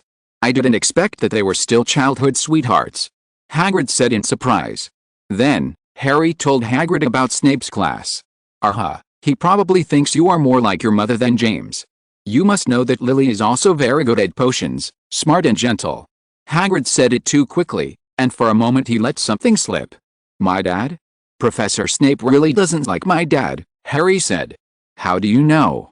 Hagrid woke up and continued, yes, the two of them have been enemies since they entered school. I can't say any more, Hagrid said. Sure enough, what Ryan said is true. Harry murmured to himself. Ryan? Oh, it's you. How did you know? Who are your parents? Hagrid noticed Ryan, who was eating cake on the side. At this time, Ron became a little transparent, just like Ryan's character, like Olivin. Virtue will be remembered. The lucky guy who married the flower of Ravenclaw. Okay, you are Lucia's son. Hagrid became enthusiastic. After a long period of communication, Ryan finally sketched in his mind the voices and smiles of his parents when they were still young. The most painful thing was that they could not tell others about their deaths, and their identities were all managed by house elves outside. Doing business always requires the presence of a wizard. Perhaps because it was getting late, Hagrid changed the subject and told Ron on the side that his brother Charlie was very good at dealing with animals. He accidentally revealed a teapot warmer behind him, with a small piece of paper underneath. July 31st are continuing. It is generally believed that this is the work of unknown dark forces. Witches and wizards intruders had in fact been emptied earlier in the day. A Gringotts Goblin spokesperson said this afternoon, there is no telling what exactly is stored in the vault, so it is best not to interfere in this matter. Ryan also discovered this. Combined with Harry's inexplicable arrival on the 4th floor and Snape's timely appearance, Ryan suspected that it was Dumbledore who was consciously giving Harry some information leading to the restricted area on the 4th floor. Hagrid. Harry said. The break-in at Gringotts happened on my birthday. It's very possible that we were there when it happened. Could that little bag be a thought suddenly occurred to Harry? There is no doubt that Hagrid is very bad at hiding his emotions. In Ryan's eyes, he is simply trying to cover up his true intentions. He turned his head, snorted, pretending not to hear, and Harry handed another piece of rock cake, trying to shut his mouth. Harry couldn't help showing a mask of pain. He had just managed to finish the first portion of rock biscuits, and his stomach was still churning. Hagrid, it's already late, so I'll leave first. Harry excused himself in a hurry, pulling up Ron, who was dazed at the side, followed closely by Ryan, waving goodbye. However, in this situation, Hagrid still did not forget one thing, and that was to fill the pockets of Harry with rock biscuits. It was already 6 o'clock at this time, which was the time for dinner, and as soon as they returned to the castle, Harry and Ron hurriedly handed over their rock cakes to Ryan, who happily accepted it. Harry, what was it that you asked Hagrid? Ron asked curiously. On my birthday, Hagrid accompanied me to Gringotts to withdraw money. He also took a dirty small bag from Dumbledore's underground vault number 713. Explained, Hagrid. Was too obvious just now. What is in that small bag? Could it be the long-lost Ravenclaw diadem? Ron said loudly, completely unaware that the two of them had arrived in the auditorium. Ravenclaw's diadem? You just mentioned it. Terry-but asked curiously. I heard that many centuries ago, the diadem disappeared together with Ravenclaw himself. People have looked for it, but no one has found any clues. Lisa Dupin also came over be like a crown. It has magical properties and can increase the wisdom of the wearer. Hermione added. Why are you eavesdropping on what I'm talking to Harry? Ron said, dissatisfied, taking a bite of the chicken leg. Ron, you spoke too loudly, Harry reminded. If you want to see what the crown looks like, I can take you to the common room, where I can point it out to you directly. Prunello came over and pinched Ryan quietly. Ah, is this a secret that only Ravenclaw prefects can know? I will also, Ron asked excitedly, but before he could finish, he was interrupted by Hermione. Ron, I really doubt whether you are a student of Ravenclaw. The statue we see every day has the crown of Ravenclaw on its head. There are still small words engraved on it. Extraordinary intelligence is the greatest treasure of mankind. Hermione said. That's it. Up his mind. In Smith's castle and Smith's alchemy cabin, he could still come up with an invention from past Smiths. Now, Ryan finally thought of which one to bring out. But first, Ryan still needs to complete a magic ritual, which is indispensable for the next plan. Chapter 112 The Ritual of Escaping the Watching. It was already 8 o'clock in the evening. In the Ravenclaw common room, most of the Ravenclaws were reading books, and no one was busy doing homework. Unlike other houses, the Ravenclaw eaglets all finish their homework on the day they come back from getting out of class every day. At this time, Ryan and Harry, who was still playing wizard chess with Ron, said hello and left the lounge with an excuse. After leaving Harry, who was almost the only one who could notice him, Ryan opened the door and stepped forward with his left foot. The next second, he appeared in Castle Smith, the real Castle Smith. Master, here it is. The house elf Jack appeared respectfully beside Ryan, holding a crystal-clear bottle in his hand. This is the necessary condition for the phantom body of the moon. Jack, do you know what conditions are needed to cultivate a superego that transcends the self? Ryan asked Fire. Jack said. Yes, one of the necessary conditions is my phoenix incarnation. Because the magic power possessed by my incarnation is the wizard's desire for immortality and envy for the extraordinary creatures born. The second necessary requirement is a trustworthy magical creature. He must be a creature that can restrain his desires. He must have no desire for power, fame, money or beauty. He regards my laws as everything, more important than all the laws in the world, heinous crimes. The important thing is the wizards. Their sins are only necessary for me to use them as ritual materials with peace of mind. The fourth necessary requirement is 14 code words: spiral stairs, one-horned fairy, ruin street, fig tower, one-horned fairy, Teresa's way, one-horned fairy and singularity. To remind myself, I engraved these 14 code words on the phoenix incarnation as a permanent reminder. The fifth essential element is courage. I must have the courage to once give up the incarnation that brought me immortal life. When my incarnation absorbs the souls of 36 wizards, a new self will be born. I need a trusted servant to remind me of the 14 secret words. The trust of the servant will make us one. The last requirement is the location. Go to 28 degrees 24 minutes north latitude, 80 degrees 36 minutes west longitude and wait for the arrival of the next new moon. Then true immortality will begin for me. Ryan smiled, and a light curtain imperceptible to the naked eye appeared in front of Ryan. Ryan agreed, and Jack followed him to take a crucial step. The next second, two figures, one tall and one short, appeared at Cape Canaveral in the United States. Jack, do you know why you came here? Ryan asked. At 28 degrees 24 minutes north latitude and 80 degrees 36 minutes west longitude is Cape Canaveral. It is very famous in the Muggle world. It is located on the well-known aviation coast. It is nearby the Kennedy Space Center and Canaveral Air Force Base. The Earth. The centrifugal force generated by the rotation of the Earth is the largest near the equator. To take advantage of this centrifugal force, after the rocket is launched, you must fly eastward in line with the Earth's rotation. In the wizarding world, for unknown reasons, magic is far away from here. Master, your magic also requires centrifugal force. Jack, who had already done his homework, replied. Yes, very good. Ryan smiled, took out the wand, and 36 glowing spheres flew out of the bottle and landed on the surrounding grass. The magic of wizards comes from the soul, and they are born with the potential to change the world.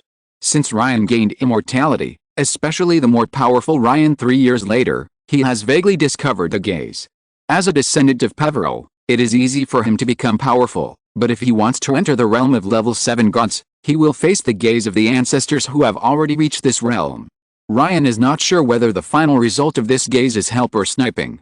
However, Smiths specialized in alchemy and distanced themselves from magic. They did not even keep some basic spell books at home and kept them hidden plugins. You can develop countless powerful LV6 skills, and finally have a direct encounter with the so-called gods. This should be a royal plot. But it is not safe and may fail. After thinking, Ryan discovered that the magic power of the Phoenix, which represents transcendence and freedom, is the key. At this time and place, using the wizard's soul as fuel, he can obtain a new, blank, undetected, and powerful wizard identity. A more powerful incarnation. Ryan took a deep breath, and the handsome young man disappeared from the spot, leaving only a powerful, unprecedentedly powerful, beautiful creature that surpassed all phoenixes. A beautiful song-like chirping sounded. Jack sat there and silently recited 14 code words. The Lord God appeared from the void, and the real Smith Castle appeared here. Cape Canaveral also briefly disappeared because of the castle's appearance. At this moment, all humans and wizards forgot this location. Sacred flames ignited from around the bird-shaped creature, and the souls circled around it. 36 souls equals 360 degrees, that is, the clock goes through a circle, symbolizing a journey through the world. The bird keeps traveling around this circle, and the flames continue to light up from each soul. Finally, click, the first ray of moonlight of the new moon shone, and a blurry, silvery human figure appeared from the spot. This human form is noble, with an ancient face and strange lines carved all over its body, just like the giant god who created the world. Huge pressure that could kill a small country in an instant was bound to the surface of this human form. Looking at it from a distance, your eyes would feel burning. Fairy, singularity, secret emperor. The house elf no longer recited the code word silently, and began to open and close his lips continuously, reciting it in a strange tone. After hearing the sound, the giant god opened his eyes, which also represented Ryan's true self awakening. Under the new moon, a naked and handsome young man appeared on the spot. Following his movements, a shining silver spirit slowly appeared. The young man smiled slightly, and together with his castle that should not be here, disappeared here. Chapter 113 The Phantom Body of the Moon. Time, 10 o'clock, in the real Smith Castle. A handsome young man was sitting in the bath. House elves and alchemy machines were grinding weird materials one by one, and pouring them into the bath one by one according to the instructions of a sparkling sphere. In the sky of the bathroom, a crescent moon gradually appeared on the false stars, and the bright moonlight shone on the naked young man. This sacred light is bathing every inch of flesh and blood around Ryan at this time. Under the cold moonlight, there was the sound of the bath boiling and gurgling. Ryan sat cross-legged in it. His whole body seemed to have turned into jade, but his body was slowly cracking. The house elves around him looked indifferent, and so did the Lord God. The magic power of invisible substances began to interact with the new moon, and they turned into countless moonlights, which spurted out through the strange runes cracked on Ryan's body that had been buried for thousands of years. About a quarter of an hour later, the moon on the ceiling turned into a circle of light and shadow, and once again rushed into the stone statue in the bath. Boom! There was a loud noise from the stone statue, as if some kind of shackles were broken. The main god flashed slightly, and all the house elves, alchemy machines, and itself disappeared from the room. The green grass, false stars in the sky, and the mermaids in the magic paintings all seemed real. They were all like living creatures, looking at each other together. The Creator, the most holy being. Crack. To work. At this time, Ryan discovered that although his body disappeared, this room had turned into a real foreign land, and it was his body. That thing that was supposed to be his soul seemed to have a body of his own, a physically powerful and real body. At this moment, Ryan existed in this foreign land and the body transformed from the soul at the same time. Ryan pinched himself hard, and he really felt the reality of flesh and blood, and the mermaids served as the star masters of each galaxy. However, at this time, Ryan could still feel the barrier, a feeling that he usually controlled the main god. With a thought in his mind, suddenly, a strange feeling emerged in Ryan's heart. His body trembled violently, and his thought palace collapsed into peaceful chaos. Then this foreign land transformed from his body, seemed to be squeezing towards him, rushed into his mind. Then this foreign land suddenly collapsed and turned into a cracked stone statue, turned into jade, and turned into a galaxy. When Ryan opened his eyes again, he found that neither the point condensed into nothingness nor the galaxy existed anymore. It was like being in a trance for a moment. But at this moment, Ryan truly felt the difference. He seemed to be integrated with this world. To be precise, he was inseparable from this foreign land. Brush. Ordinary creatures. The two bodies were like the positive and negative poles of magnets, attracting each other and becoming one again. In a flash, Ryan stood in the sky above the Present Smith Castle. The silver light gradually faded and turned into a sacred flame. The flame turned into a phoenix and sank into Ryan's heart again. Sure enough, the birth of the moon's phantom is the evolution of the phoenix incarnation. It is easy to transform into its original form. Ryan thought the phantom of the moon is not just an incarnation, or he is the real Ryan, just like Castle Smith now. It is like the bright moon in the water, which is out of reach. No matter how hard the monkey tries, it cannot fish the moon out of the water. It can turn into nothingness. From now on, Ryan is truly independent from the world. Even if he reaches the level 7 realm, he will not be discovered by any creature in this realm. The phantom body of the moon itself is an independent foreign land. According to Zwanger, Ryan can be regarded as a demigod who owns the kingdom of God at this time, and there are still loyal elects in the kingdom of God. A ray of moonlight shone from the void in the bedroom of Ravenclaw Castle. With a bright moonlight, a figure was born. Ryan returned to Hogwarts again, and no one knew about it. This new way of leaping forward is like instinct, and the current body can be transformed into light at any time. Ryan has been preparing for this magic ritual for almost 2 years. It was when Penelo was in 2nd grade that Ryan discovered gaze and thought about the safest and most appropriate way of transformation. Among the 14 code words, each one refers to the ceremony of Dio ascending to heaven that Ryan liked very much from his previous life. Of course, if there is a villain like Dio, Ryan will definitely send him to see God first. This is not considered going to heaven. This ritual is too important to Ryan. Every step, even the code words, is best not to use any knowledge born in this world. Every step and element must be incomprehensible, yet logically consistent. Ryan even spent his only chance to take out the soul bottle, Smith's invention from Smith's alchemy hut, and collected and selected the most evil and powerful among all the dark wizards in Nocturne Alley that he had defeated through his heroic deeds. The souls of 36 wizards, each soul is engraved with a magic spell adapted from a Horcrux, activated and tempered by the fairy fire of Gubule. Without that inexplicable gaze, Ryan would have been so busy, writing novels, collecting souls, performing heroic acts, making various props, and even spent a lot of money to complete a one-to-one Smith Castle. But it was all over. Ryan put on his pajamas, lay on the 4-poster Hogwarts standard student's bed, and read a book.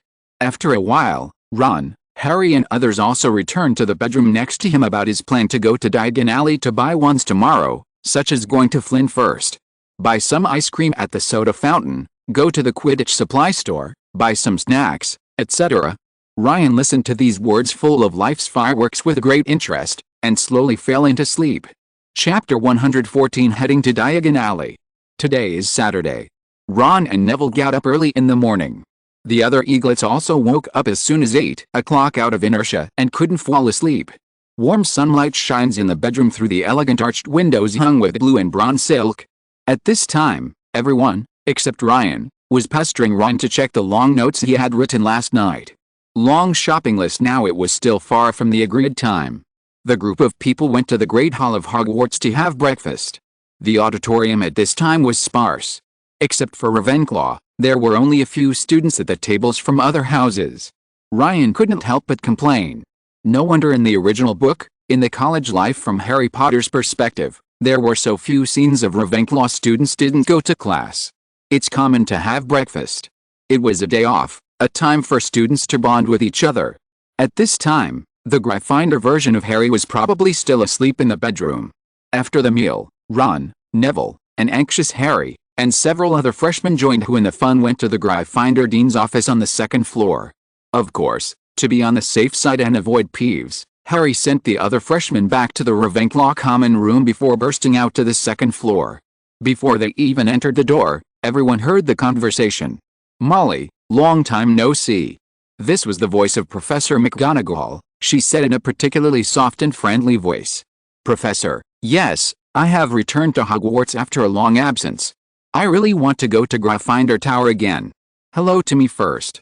A female voice with an old and majestic voice sounded, and Neville stopped uneasily. "Oh, Augusta, why are you here? Did you stop talking to me?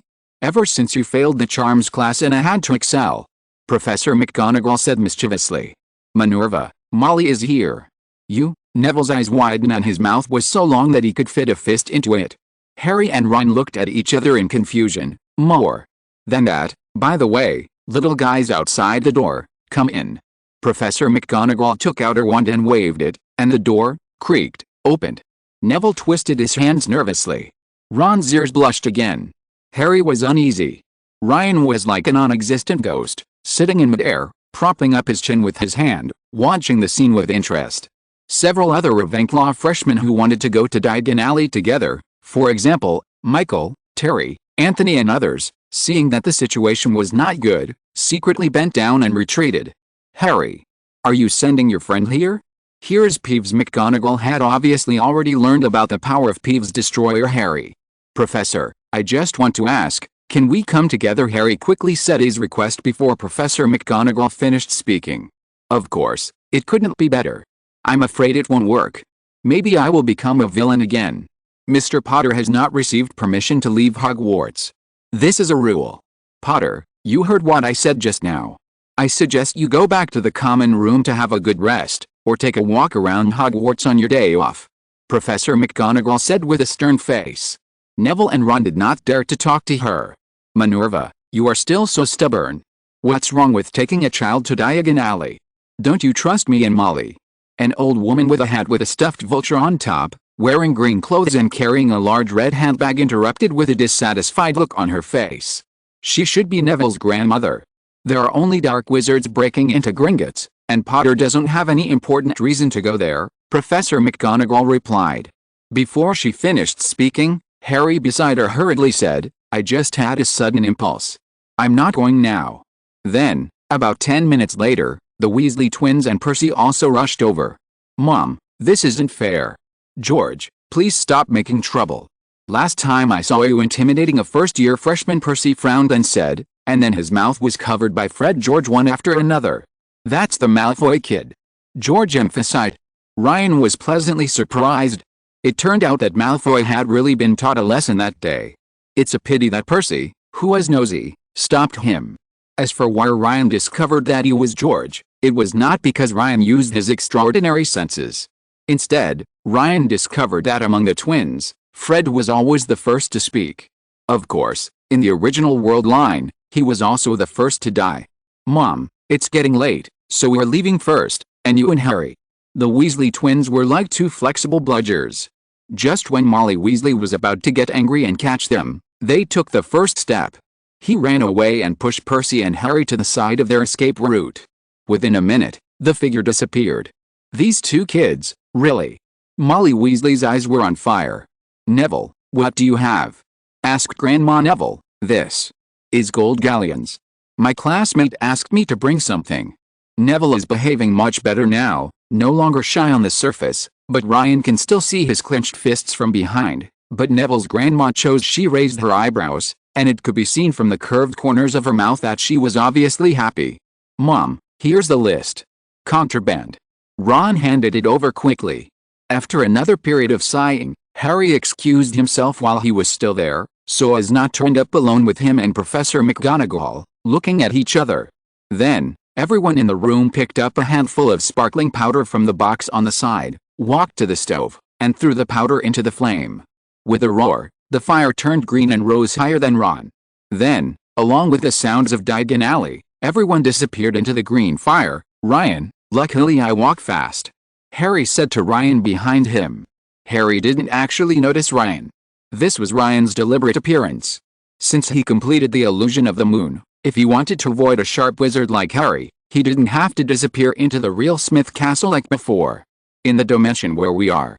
But fortunately, in the afternoon, third year Roger Davis will hold a Quidditch seminar in the lounge to introduce us to relevant knowledge. Harry continued. "Yes, but I really didn't expect Professor McGonagall to be so strict." Ryan intended to complain for Harry. Then, Harry's chatterbox opened up. After returning to the lounge, complaints about Professor McGonagall were still coming. Ryan curled up the corners of his mouth and happily tied the melon. Chapter 115, Tracing the Origin of Quidditch. Time, 12 o'clock. After lunch, Ryan and his group hurried towards the lounge. I met Seamus on the road, and after greeting him, I learned that Gryffindor had no activities similar to lectures this week, even Hufflepuff and Slytherin. Good guy, only Ravenclaw has it. What kind of plane is this? In the lounge, because there are flying lessons next week, Hermione, Lisa Dupin and other little witches are also gathered in the corner, and Roger Davis is in the center. He got a blackboard from nowhere and wrote several key points on it. 1. The evolution of the broomstick. 2. Ancient Broom Game. 3. Games from Quidditch Marsh. He saw Harry coming, greeted him warmly, and continued, "If you have read The Amazing Quidditch written by Kenilworth Wisp, that is, The Origins of Quidditch, you will find one thing, that is, the key points I mentioned above all come from the chapter names of this book. So, does anyone know anything about Kenilworth Wisp?" Roger asked. "I have learned that Kenilworth Wisp is a famous Quidditch expert. He is the author of a number of Quidditch-related works, including Miracle at Wigtown, He Flies Like a Madman, The Dangerous Life of Day Llewellyn and Beating the Bludgers, Study on Quidditch Defense Strategy. Loyal spectator of the Wigtown Wanderers. You can see him the Wigtown Wanderers play this week. Anthony Goldstein knows this very well. Obviously, as long as he likes Quebec Dicky, Kenilworth is a character that cannot be avoided." "Very good, but unfortunately I'm not a professor, so I don't have the right to give you extra points wherever," Roger said playfully. "When it comes to Wigtown Wanderers, we cannot fail to mention the Parkins clamp tactic they invented. Two chasers approach one of the opponent's chasers from the wings, while the other chaser heads towards him or she flew away. This tactic is effective and cruel. It is a common trick of Slytherin." Roger Davis paused. "It's so barbaric. This kind of trick should have been banned long ago." Okay, are there any fans of Wigtown Wanderers? I've been talking for a long time. I'd like to ask a classmate to come up and introduce me." Roger smiled broadly, showing 8 teeth. Ryan couldn't help but think of Lockhart. I know. "Hello everyone, I'm Michael Conner, a freshman." The Wigtown Wanderers were a family team formed in 1444 by Walter Parkin and his 7 children. They are best known not for their tactics, but for the fact that each of them held a wand in one hand and a wand in the other. A cleaver, certainly not on a broom. The reason why they carry meat cleavers is because they were all butchers in the beginning. But now, this team is no longer a single family team. It is worth mentioning that the wizards of the Parkin family have always been in this team. For this reason, the Wigtown Wanderers all wear blood-red robes with a shining silver meat-chopping knife on the front of the robe. Michael Sharon walked to the center of the crowd. After finishing speaking, he stood in front of everyone. Encouragement. I sat back. "Very good. But today we are going to talk about the evolution of broomsticks. Now let me introduce this knowledge to you. Respect to Ravenclaw. European wizards began using flying brooms as early as 962 BC, and every wizard family even had at least one. Unlike our Eastern brothers who love flying carpets, or even flying buckets, flying chairs, and flying bathtubs, we only love brooms. They are easy to hide, convenient to carry, and cheap. Even if they are discovered by muggles, there is no need to explain or to make excuses, but the first brooms were not as sophisticated and comfortable as the ones we have now. At that time, wizards still used it more as a tool to get from point A to point B, rather than flying for fun. If you want to use it to travel long distances, the Scottish wizard Gutley Lachlan can tell you what the consequences will be. Spikes all over your butt and bumps. I can give, as you can imagine. Even sitting like this with the back of the pants padded with cotton is a kind of torture for the weaker buttocks. Roger paused, and some little wizards who had played with toy brooms showed empathetic expressions. By the way, what the spells cast on brooms at that time were all basic. It would just fly forward at one speed. It doesn't rise, fall, or pause. Kevin Entwistle, who is not in the same dormitory as Harry and has never had a role in the scene, said. Roger acknowledged and asked, "Then what?" Roger, after the secrecy law was implemented, wizards began to install cushions directly on their brooms. At the same time, flying carpets and other flying props also became popular. Terry But said, "It's very close, classmate. Your answer is correct, but there is one person who cannot be ignored. Like flying carpets and other strange flying props, the reason why it was discovered by its muggle neighbors was that Quidditch was able to develop. In my personal opinion, there is no more iconic figure than him. Crafts made by individual wizards. It was the Sideswept Broom Company that gave birth to the competitive broom," Roger said. "Finally, I want to emphasize that Comet Trading Company and the Nimbus Racing Broom Company that were born later are both rubbish," Roger said excitedly. Then, Roger enthusiastically distributed several copies of The Origins of Quidditch to the students who had just answered the questions. But before they could be surprised, they were reminded to remember to return the book. It was borrowed from the library. Harry, on the other hand, didn't answer anything, but he also got a copy. In the end, the symposium ended first. If necessary, there would be another one after dinner. If you're listening to this novel on a channel other than Fanfic World, it means they downloaded and uploaded it without effort. We cordially invite you to visit our channel, Mundo Fanfic Novelis. There you'll find the original version of this story, and you can explore many other novels of various genres. We're waiting for you to immerse yourself in a world of incredible novels. Chapter 116, Ryan's Discovery. It was already 4:30, and Harry was reading The Origins of Quidditch that Roger had just distributed. Roger's warnings were still coming from the side. For example, he had just gone to the library and brought several books to the library side, startling Harry. When Roger walked away, Harry whispered, "I remember Roger Davis was just a chaser, not the Quidditch captain. Why is he?" Harry's words were like poking a hornet's nest, and several senior wizards who were unfamiliar to him and had never met before he came over. "Yes, he is only in the 3rd grade. Captain Johnny was blind to choose him as a candidate for captain. Swipe is just an antique. Nimbus is the best." Ryan was lying on the chair beside him boredly. It was really interesting that there were so many stories about something like Quidditch. In Ryan's view, the elimination of other flying instruments is just because British wizards are more conservative. Even in the age of secrecy, there are still a large number of wizards and witches traveling on broomsticks, and they have no worries about airplanes because wizards close to the wreck. He was just pretending to use the disillusionment charm while flying, saying he was avoiding being seen by muggles. To be honest, this method can only deceive the muggles on the ground. When the broomstick flies overhead, the muggles standing on the ground may only see a slight flash of light in the night sky, and they will regard it as blurred vision. Signs of drowsiness or hallucinations caused by light. This is the habit here. No matter what product it is or what it is used for, they tend to prefer the original design, which has more so-called historical heritage. The flying prop is a broom in the beginning, so it can only be a broom. In addition, what is interesting is that perhaps Harry himself did not realize that Quidditch is not an unfamiliar word in the Muggle world. The book Quidditch, Origins is also available in the Muggle community, and its royalties are donated to Comic Relief. The foundation was established in 1985, when Harry was 5 years old. It has now received £174 more than 000 galleons in donations, and the book has even been enchanted with a thief's spell. If you see this book in a bookstore, keep reading it, and buy it when you are almost finished and are not ready to pay. At this time, the money in your pocket will disappear and be used as charity. So the secrecy law is just a fig leaf. As long as you are strong enough, no other wizard will care.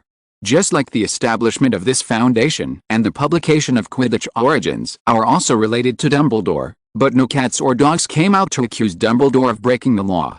This old man is quietly publishing some culture and stories from the magical world to the Muggle world, letting Muggles understand that wizards are no different from them.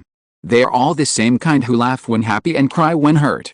As for why I chose this book, it's because this book only tells about a fictional sport, and it is also the most popular in Hogwarts. When Dumbledore told him that he was going to take a book as a master copy and copy it to the Muggle world, the librarian Mrs. Pants complained to him that Quidditch Origins had to be turned over carelessly every day.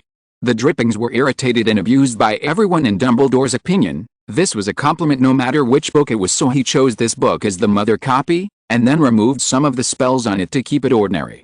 This way, you won't find that when you are scribbling on this book, it will suddenly circle around your head and hit you hard. Thinking of this, Ryan couldn't help shaking his head. This world is really interesting. After getting rid of all the threats, Ryan discovered some interesting things that he usually ignored novels. This novel feeling is really indescribable. Only time travelers like myself can find fun in it. For people who have always lived in this world, these different information and things are a normal part of their lives, such as common as flowers, plants and trees.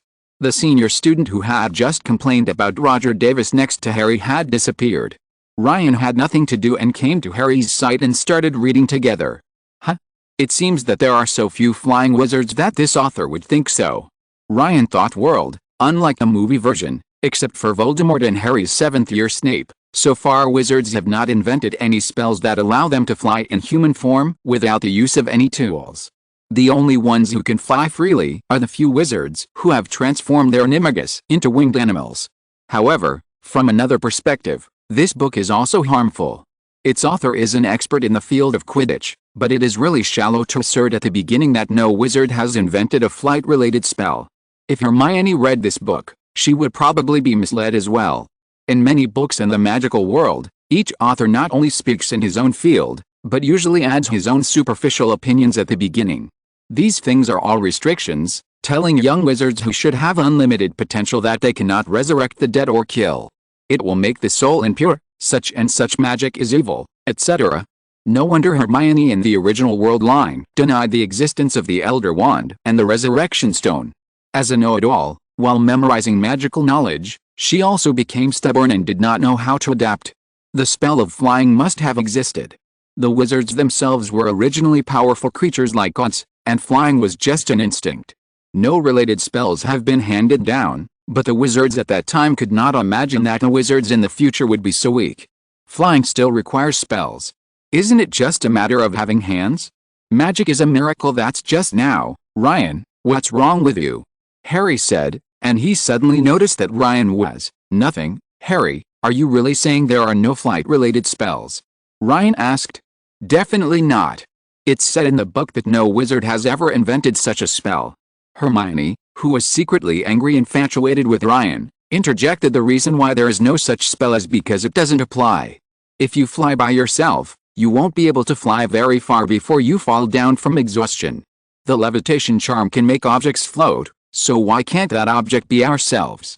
Harry retorts. Yes, look, where are we? Ryan said suddenly, followed by the screams of Hermione and Harry. They were actually above Hogwarts at the moment. An invisible force came from Ryan, making them swim like fish in the ocean of the sky. Hermione, Harry, you have to remember that magic is omnipotent. Ryan said. The next second, Harry and Hermione were breathing heavily, and they were back in the lounge, as if they had never left, but the moist feeling of the clouds on Harry's fingertips reminded him that everything was not an illusion. Chapter 117 Ryan's Story. Time, 5, Ravenclaw Common Room. Harry and Hermione were flushed from holding back. They wanted to mention what had just happened, but as soon as the thought came to their mind, they lost control of their mouths, and only hesitating sounds came out of their mouths. Harry, Hermione, you don't need to speak, just say it silently in your mind. Ryan said. Ryan, how can you fly? You can also take us with you. Harry thought in surprise. Harry was not the uneducated middle-class student in the original story. I have clearly understood that this skill was not that of any student. What he could do, he even had a vague suspicion that Dumbledore couldn't do it either. You really can fly, but the book says, Hermione thought in surprise. Hermione, do you remember what I told you in potions class? Ryan thought. Books are also written by wizards. The wizard who writes the books is not perfect, and he will make mistakes. Hermione thought, yes, it is. Harry, Hermione, have you heard of the Terror Tour? Ryan thought. No. Harry and Hermione thought at the same time. Horror Tour is a wizarding travel agency located at 59 Diagon Alley. If you are a young wizard and there are no adult wizards around, you can enjoy a luxurious journey of 70 galleons.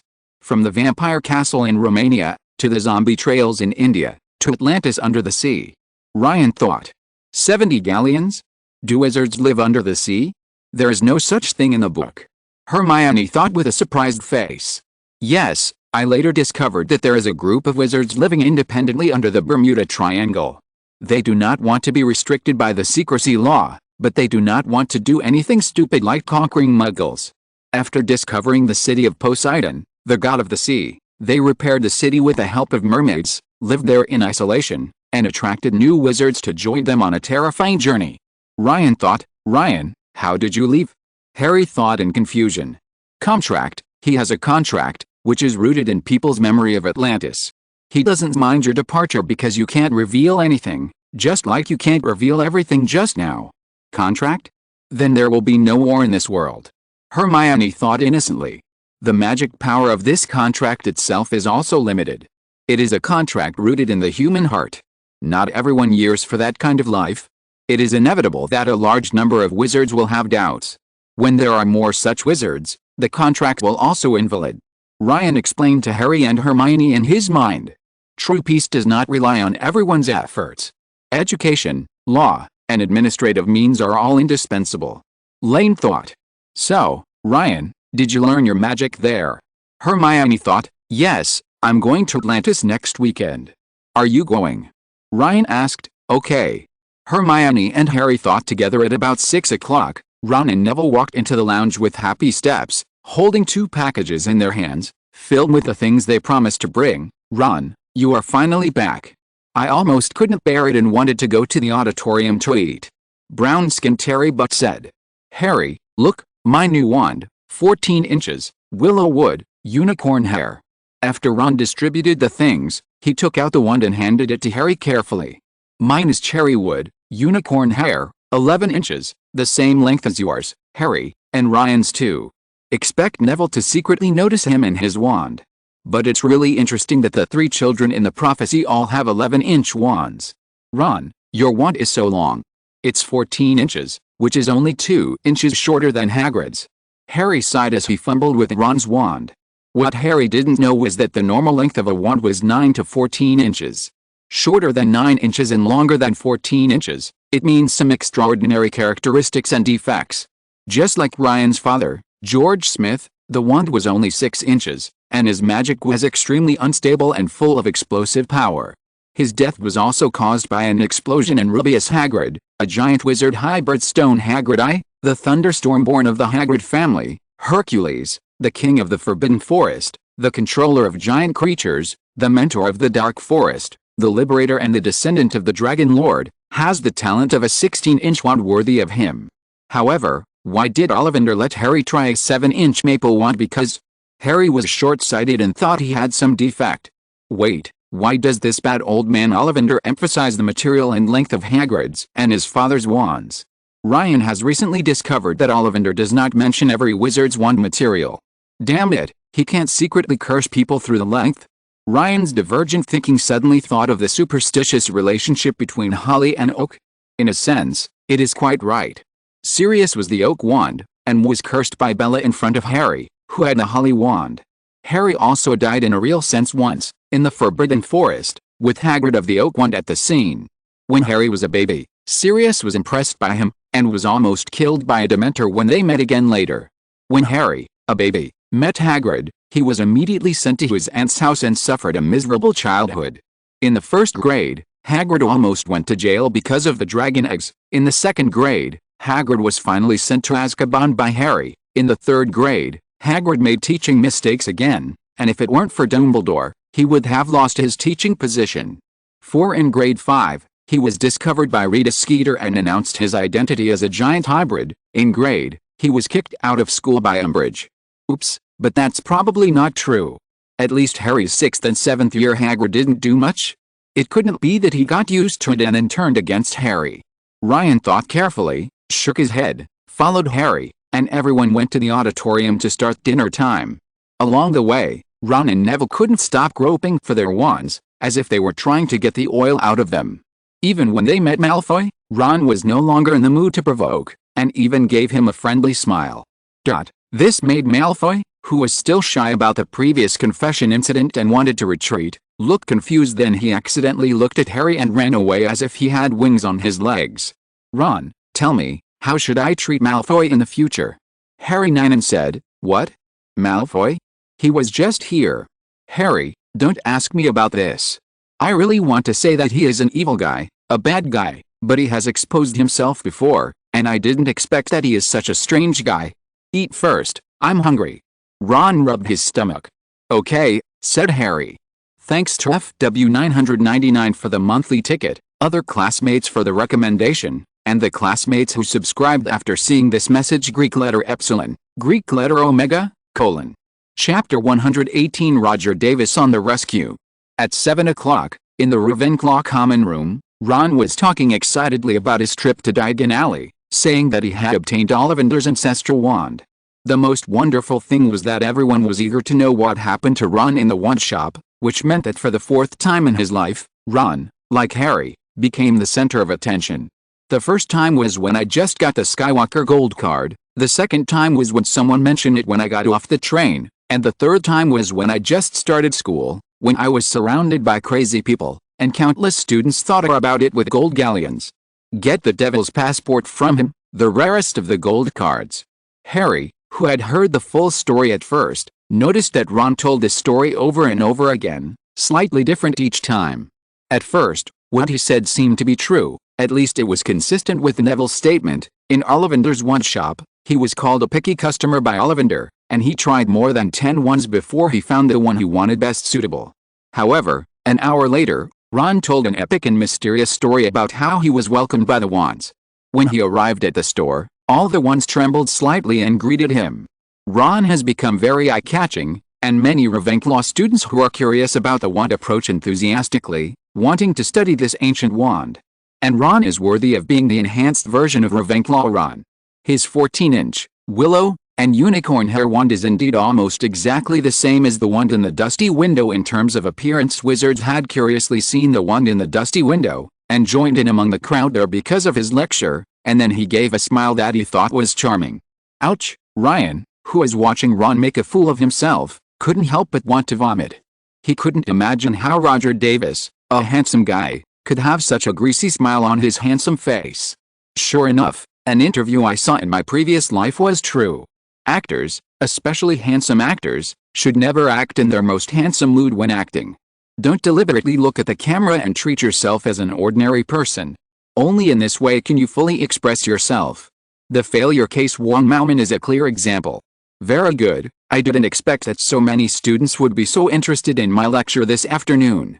Although I am very tired, I am still willing to spare some time to bring everyone into the world of Quidditch. Roger Davis laughed almost out of his eyes. Although the other students were confused, but because of Ron's sudden applauded, and they also applauded. Roger moved quickly and found the blackboard from some corner. Some of the little eagles wanted to leave, but when they heard people around them say that they were already here and had nothing to do, they sat down together. On the blackboard, behind the first title, The Evolution of the Flying Broomstick, a small check mark has been placed, indicating that the lecture has been completed. Okay, since I just finished playing ball and am quite tired, I will not review the content of the first title with you. If you are interested, you can go to the library and borrow a copy of The Origin of Quidditch to read. Next, I want to mention the flying broom game. Quidditch is just one of them. We need to have some understanding of the sports that our ancestors engaged in. Roger Davis was worthy of being the captain of the Ravenclaw Quidditch team. He quickly got the students around him into the state barrel on stilts, Scotland's overhead cauldron, Devon's mid-air collision in England, Herefordshire's reverse broom riding. I've given you a few hours to watch Quidditch. Origins. Does anyone know what sports have been cancelled? Roger asked. I know the Bollard and the Crucible are dead, he said to Buchan's sophomore. Very good, then let me introduce you to why they were banned by the Ministry of Magic and even disappeared. The German Bollard trick, as the name suggests, is to protect the pillars, but it protects not the pillars, but the dragon's bladder on the pillars. In this game, 4 props are needed. 1. A 20-foot pole with an inflated dragon bladder on the top. 2. The rope. Its length is also particular, and one end of it is tied to the other end of the pillar is tied to the waist of the pillar guard to ensure that he or she cannot fly 10 feet away from the high pillar. 3rd, the magic wand. Yes, in this game the guard can use the magic wand to drive away the wizard who attacks the dragon's bladder pillar. 4th, the broomstick. The Bollard's broom is a normal broom, but the attackers are special. Their broom handles are specially sharpened to puncture the dragon's bladder. The reason why this game was banned is that later people discovered that as long as a skilled wizard has a wand, other wizards can't get close to him at all. Furthermore, sometimes the broom handle can be carelessly pierce someone's head. The Crucible on Scotland's head is undoubtedly the craziest and most dangerous game among all the games I just mentioned. As a Ravenclaw, I suggest that after understanding this, you should not imitate some impulsive glens. Finders, try this in private. In this game, 4 props are needed. 1. 12 crucibles. 2. A belt. Each player must use a belt to tie the crucible above his head to ensure his own safety. Roger paused next. He saw Michael snickering not far away. This is not a joke. That dark-skinned one, Michael, right? As long as you hear what I say next, you won't laugh. Okay, I didn't laugh. I just thought that you were wrong about the Bollard scene. He should be 5 props. Stone pillars and dragon bladders should not be classified into the same category. Michael quibbled. He was very good at lying. His dark skin it became his protective color, preventing others from noticing his slightly red cheeks. And Ryan saw it clearly. Chapter 119. The lecture ended in a hurry. At 8:25, the corner of the Ravenclaw lounge that had been lively just now became silent. Sometimes having too many smart people is not a good thing, especially when most of them are smart. Michael Conner is undoubtedly such a person. In the original world line, when Harry was in 5th grade, Harry was ordered by Umbridge not to participate in the Quidditch match. However, Gryffindor still defeated Ravenclaw without Harry, and he immediately became unhappy and planned to say weird things about Gryffindor to his then-girlfriend Ginny. As a result, the next second he saw that Ginny ignored him, before they said they were still a couple after breaking up, he ran to Harry's ex-girlfriend Cho to comfort her, and finally got together with Cho. However, he also participated in the defense of Hogwarts in the end, and he was not a very annoying guy. No, when the lecture came to an end, he plucked up the courage to say, well, I can't think of any broom games that wizards can call dangerous. We are not fragile Muggle compatriots who need to be protected. Very well, then I will continue. I believe you will understand soon. 12 contestants need to do is to use the crucible on their heads to catch as many stones as possible. They cannot use magic wands. In Scotland at the time, the number of casualties it caused was very huge. And how skilled he is. Roger was then interrupted. Curiously Sir Dupin stood up. How you can tell that he is highly skilled, I don't understand. When Roger saw that he was a little witch, his voice began to become particularly soft, which was a clip sound. However, he didn't notice it himself. You think, if you play with a crucible on your head until your head is deflated, you can still survive. Who dares to say that is not very skilled? The casualties of playing this game in private. As a basis, we refuse to lift the ban. This is why witches at that time, if they had a partner from Scotland, their family would check the head of the wizard from Scotland. If there was a wound or it was flat, they would be unilaterally separated. Roger said without waking up my voice. In the second half of the words, my voice smoothly returned to its normal magnetic voice. I'm sorry, why are you only looking at the top of men's heads? Can I understand that this is discrimination against witches? A sarcastic witch stood up and said. Then, before she could continue, she was chased away by Roger's female fans around her. It's really about using magic to defeat magic. The classmate just now has left, but I still want to say that no witch at that time would be willing to try the sport of holding a crucible on the head, as there is a risk of disfigurement. He was not the captain of the Quidditch team. Who was? Also, thankfully Hermione didn't express her approval to the woman who had just stood up. When Hermione frowned, Ryan was almost startled. You must know that in his previous life, the person who played Hermione, Ms. Watson, was the same character as the snarky witch just now. Fortunately, otherwise, she wouldn't have had a share in the trip to Atlantis next week, but in that case, she would definitely have had a share in forgetfulness. Oh, it's so annoying. I need to make a new appointment with Kate to go to Atlantis. I'm not free this weekend. I'll take Kate, Harry, and Hermione with me next week. Ryan thought worriedly.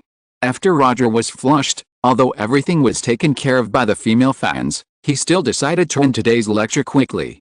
I won't go into too much detail about other sports. Irish fire barrels on stilts, to put it simply, are contestants who carry a goat's gallbladder through the fire barrels placed on the stilts. The winner is the one who does not catch fire. Many wizards, deliberately being caught by the annual Swedish broom races from Koppelberg to Arjeplog, going straight through a dragon reserve. That's why its silver trophy is shaped like a Swedish brachiosaurus, a total distance of 300 miles. A little more.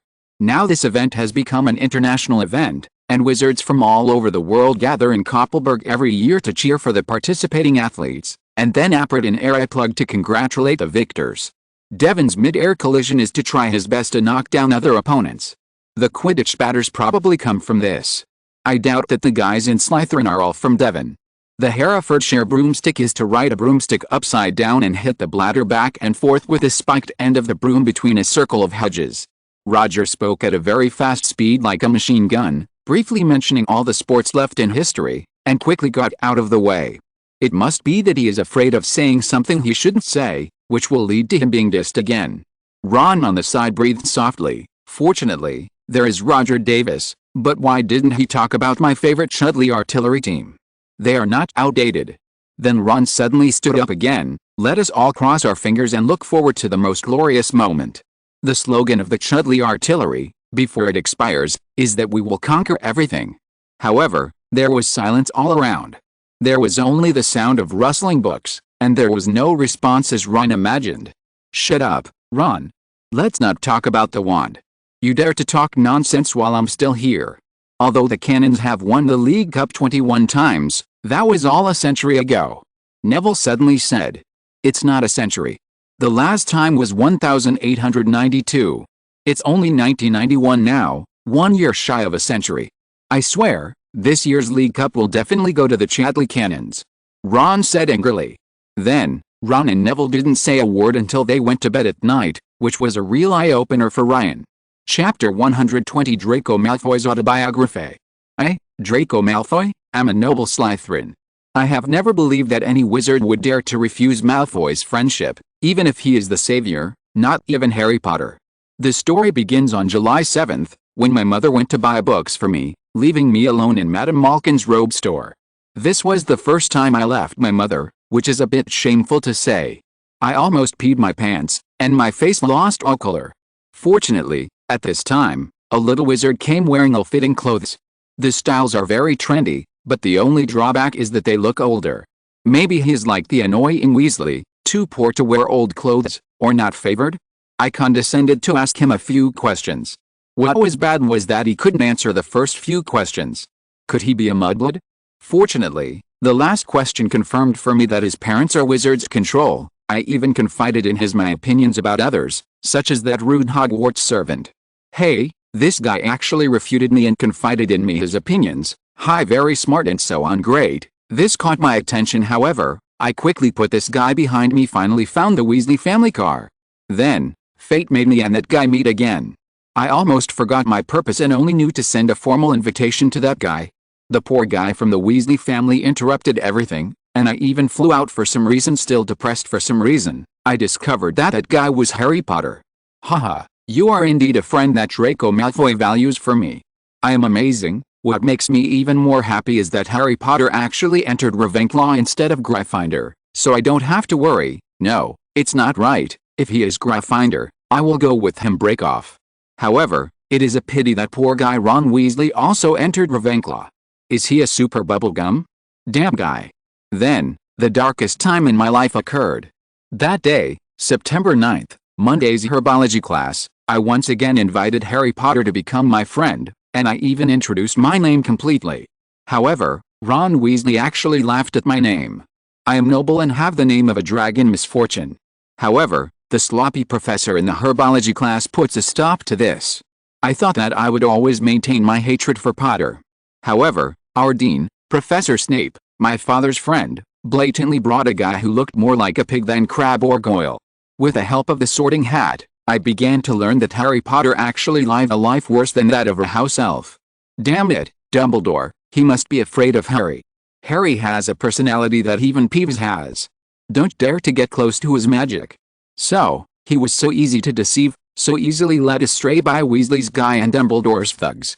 Damn it, if only I had extended an invitation when I first met Harry. That way, he will have a friend worthy of him. Then, I broke the news to Rita Skeeter, and everything that happened in the following days proved my guess. Harry was born to be a savior. Quirrell, the stutterer, was a professor after all, but he was defeated by Harry twice. Dumbledore even taught the class in person, wanting to further observe and influence Harry. Finally, the Daily Prophet was published. Unfortunately, Harry still didn't believe it. That's right, when a person in hell faces the first hand of friendship and the first ray of sunshine, how can he reject it?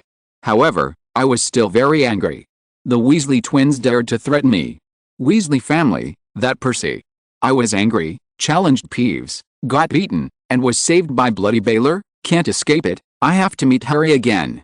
So, in the herbology class on Monday, Ryan saw Draco Malfoy, who had been hiding a sight and did not dare to come near. Harry, look, that's Malfoy. Ron nudged Harry, who was also hiding behind. Okay, I've decided. Harry cheered, and then he strode towards Malfoy. Hi. Harry said. Hi. Malfoy said. Well, Harry said. Malfoy said. Malfoy, let's be friends, as long as you stop slandering Ron and insulting his family. Harry said. Only this, I never agree. Potter, I don't need you as a friend. Don't you understand that the Weasley family are Dumbledore's lackeys? Hasn't Dumbledore done enough harm to you?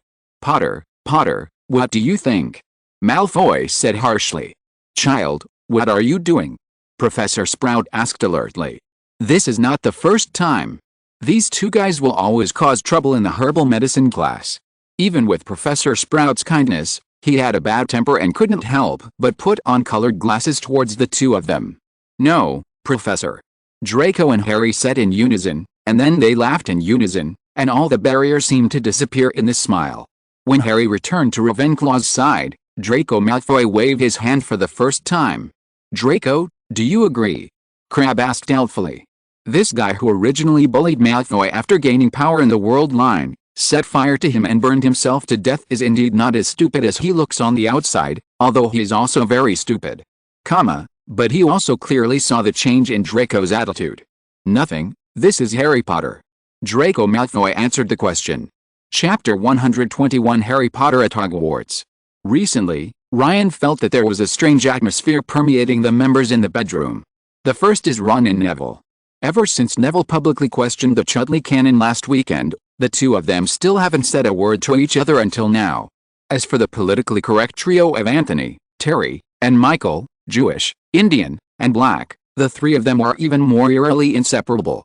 They go to the toilet, take a bath, do homework, and read books all together. Among the current first-year students in Ravenclaw, Harry is the well-deserved leader. He defeated Voldemort when he was still a baby. After entering the school, he was publicly praised by the Professor of Charms and his own dean, and he expelled Pippi. Ghost, for his achievements in defeating Quirrell and purifying the air. Even Snape looked at him differently, and Dumbledore also gave him an unprecedented lecture because of him. And Anthony, the prefect in the original world line, and his two friends began to unite subconsciously. Anthony followed Hermione and started answering questions frankly. Although unlike Hermione, she got several wrong answers and lost points. But Anthony still clearly felt that the people around him no longer regarded him as just Harry Potter's roommate. The most serious ones are Harry Potter, who didn't pay attention to Anthony's provocation, Ron's cold war with Neville, and his relationship with Malfoy of Slytherin, which began to deteriorate after the herbology class on Monday morning. Get weird, two of them could not be called friends, but every time they met, Harry waved and greeted Malfoy first, smiling, and Malfoy nodded slightly every time. The relationship between the two of them has never been better and better, which makes Ryan very depressed. And his bed is next to Harry Potter's. It would be terrible if his sexual orientation changed another side of himself to Harry, and specially made up a half-truth and half-false story for him and Hermione. Ryan was ready, and Harry secretly begged himself if he could take Ron with you. Although he definitely said no, it didn't mean that Harry didn't even ask. I can't stay in this dormitory any longer, Ryan thought. At this time, the guys in the bedroom are still sleeping. Now is the quietest time in the entire bedroom. In the previous life, I traveled through time before I could go to college. I had never lived in a bedroom. I didn't expect that after time traveling, I would be only 11 years old. Ryan realized it deeply far away. Ron's bed cover, which had turned completely bright orange, was particularly eye-catching. Even opposite his the bed was covered with posters of the Chudley Cannons, with a little man wearing a bright orange robe, decorated with a speeding cannonball and two black letters C, scoring goals continuously. Good guy. This Ron bought these for himself when he went to Diagon Alley, but he might have asked his mother to bring them from home. After all, his room was described in the original book, and it was even more exaggerated than this. Ron's room, everything inside looked a dazzling orange, the bedspread, the walls, even the ceiling. It's such visual pollution. Ryan turned to look out a window. Ryan's moon-like eyes suddenly turned into silver-white animal pupils. In Ryan's sight, a sniff was sticking out his little tongue and reaching for the dewdrops on the two-eared grass. Behind him, an acromantula was getting ready to attack. As soon as I thought about it, in the forbidden forest in the distance, the annoying spider was killed by Ryan's gaze and turned into fly ash, but the cute sniff still knew nothing about it. Hagrid really gifts on Aragog too much? The acromantula has long become an invasive alien species in biology. If it weren't for the hunting and protection of the centaurs, the forbidden forest would have been out of balance. The Hogwarts people have always regarded themselves as the owners of the forbidden forest, which is not unreasonable. Hogwarts, Strange Orientation by Rita Skeeter, Special Correspondent. First of all, I want to apologize to all my readers for not publishing this issue until now. Of course, this is not because I am a slow writer. As we all know, I am a fast famous writer. In the last report, I just reported Without Fear of Power, Harry Potter, the boy's difficult childhood and Dumbledore's plan. For some unknown reason, due to pressure from some big shot, I had to postpone it. However, these pressures have contributed to the birth of this article, and some new news have become unique evidence for my article. Harry Potter, he may be a different boy, but he also experiences the pain common to adolescent boys. After losing his parents and growing up tortured by cruel Muggle relatives, 11-year-old Harry Potter thought he was finally at Hogwarts, surrounded by his friends, a family of ardent Dumbledore fans. Ronnie Weasley, who was born, found emotional solace. But he never thought that in his life that he had already experienced a lot of pain, he would soon suffer another emotional trauma. Mr. Weasley is an average-looking boy with a fiery passion. Harry alone cannot satisfy his appetite. Ever since he was sorted into Ravenclaw, he had been having an affair with Neville Longbottom, his roommate, and Mr. Weasley had been playing with the two boys' feelings. Neville was obviously fascinated by the cunning Mr. Weasley. Last Saturday, he even invited adults from both sides to go on a date in Diagon Alley, and even used a wand made of the same unicorn tail hair. However, all this was exposed, and according to multiple unknown Hogwarts students, they had not spoken to each other for a week. And Harry, the little boy who had been trained by his cousin and even the seemingly venerable White Wizard to become uninterested in girls, seemed to have finally recognized his own heart. I was the one who met Potter in the first place. I should be his friend. Draco Malfoy declared directly to Dudley, whose sexual orientation was revealed by the Sorting Hat. This scene was directly hit by Harry Potter. As far as I know, they officially made a lifelong commitment in the herbal medicine class this Monday. We should bless them. Although the Malfoy family's camp is a mystery, Draco Malfoy's own feelings are sincere, unlike Ronnie Weasley, who is suspected of being inspired by the White Wizard. Perhaps, Mr. Weasley is not philanthropic. The person he really loves is Mr. Longbottom, but he can only offer himself humbly out of a stronger order that he cannot refuse. If that's the case, Mr. Longbottom, Please forgive Mr. Weasley for sharing your wand with unicorn tail hair. Next week, keep it a secret. I'm afraid my life will be in danger if I say more. After reading this report, Ryan could only say that he is a good guy. He is indeed Rita Skeeter, but she only dares to do this to good people. If it were Fudge and Voldemort who were tough and used political means in the later period, he would not dare to do this. However, he actually arranged Draco Malfoy, which was really bold. However, Lucius Malfoy did not dare to do it. After all, she had already written the title of the next issue. And even if Lucius Malfoy doesn't care about this, Dumbledore will protect her, which is really interesting. Chapter 122 Gamp's Basic Law of Transformation. On Wednesday, the day started early with a Daily Prophet. Harry Potter personally did not like this fabricated newspaper, but due to previous reports, he could only develop the habit of reading the Daily Prophet as soon as he washed up every day. This also allowed Harry to understand and deepen the magical world. Of course, he himself did not subscribe. No matter how rich Harry was, he would not subscribe to reports that slandered him. For some reason, there's been something off about Anthony lately, maybe because Tina Goldstein, who shares his last name, isn't as famous as he is. Harry actually realized that Anthony was also a bit vain, just like his friends Michael and Terry, but Michael was the most flamboyant, followed by Terry, and he himself was the most reserved. This gave Harry a headache. He didn't know whose paper he should borrow to read. The newspaper was a copy sitting beside his bed, and he was the only one in his bedroom. Subscribe to the Daily Prophet, Harry, it's mine. Ryan agreed. Okay, let me take a look. Harry said. Then a scream came from Harry's mouth. Ron came over worriedly after washing up, and then there was also a scream blankly, and like the two people before him, he let out a cry of terror. But Neville's last cried longer, first in surprise, and then in despair. At this time, the Anthony trio also came over with concern. At the critical moment, they all forgot about their little emotions. Harry, Ron, and Neville all had angry faces, and their expressions could not be described in words. The next second, they all uttered curse words, and kept saying the most vicious words they could imagine in their lives' language. Damn it. You've obviously mentioned me before, but this time even my name is wrong. Ron was surprisingly outrageous. This was what made him most. Harry and Neville were also surprised by Ron's concern, and they didn't even bother to get. This incident almost made them forget that they had classes in the morning and wasted a lot of unnecessary time getting angry. The other first years who were planning to fight with Harry, the destroyer of peeves, had already set off for class. Fortunately, Ron and the others maintained a good routine and always got up early. At the last second when the bell rang, they rushed into the Transfiguration classroom on the first floor. Don't worry, I can understand your lateness today, Professor McGonagall said unexpectedly. Uncle Hermione. After Professor McGonagall finished speaking, she saw that the other little wizards who didn't know the truth looked confused and their minds were probably not on the class. The other little wizards who knew something also had mysterious expressions on their faces.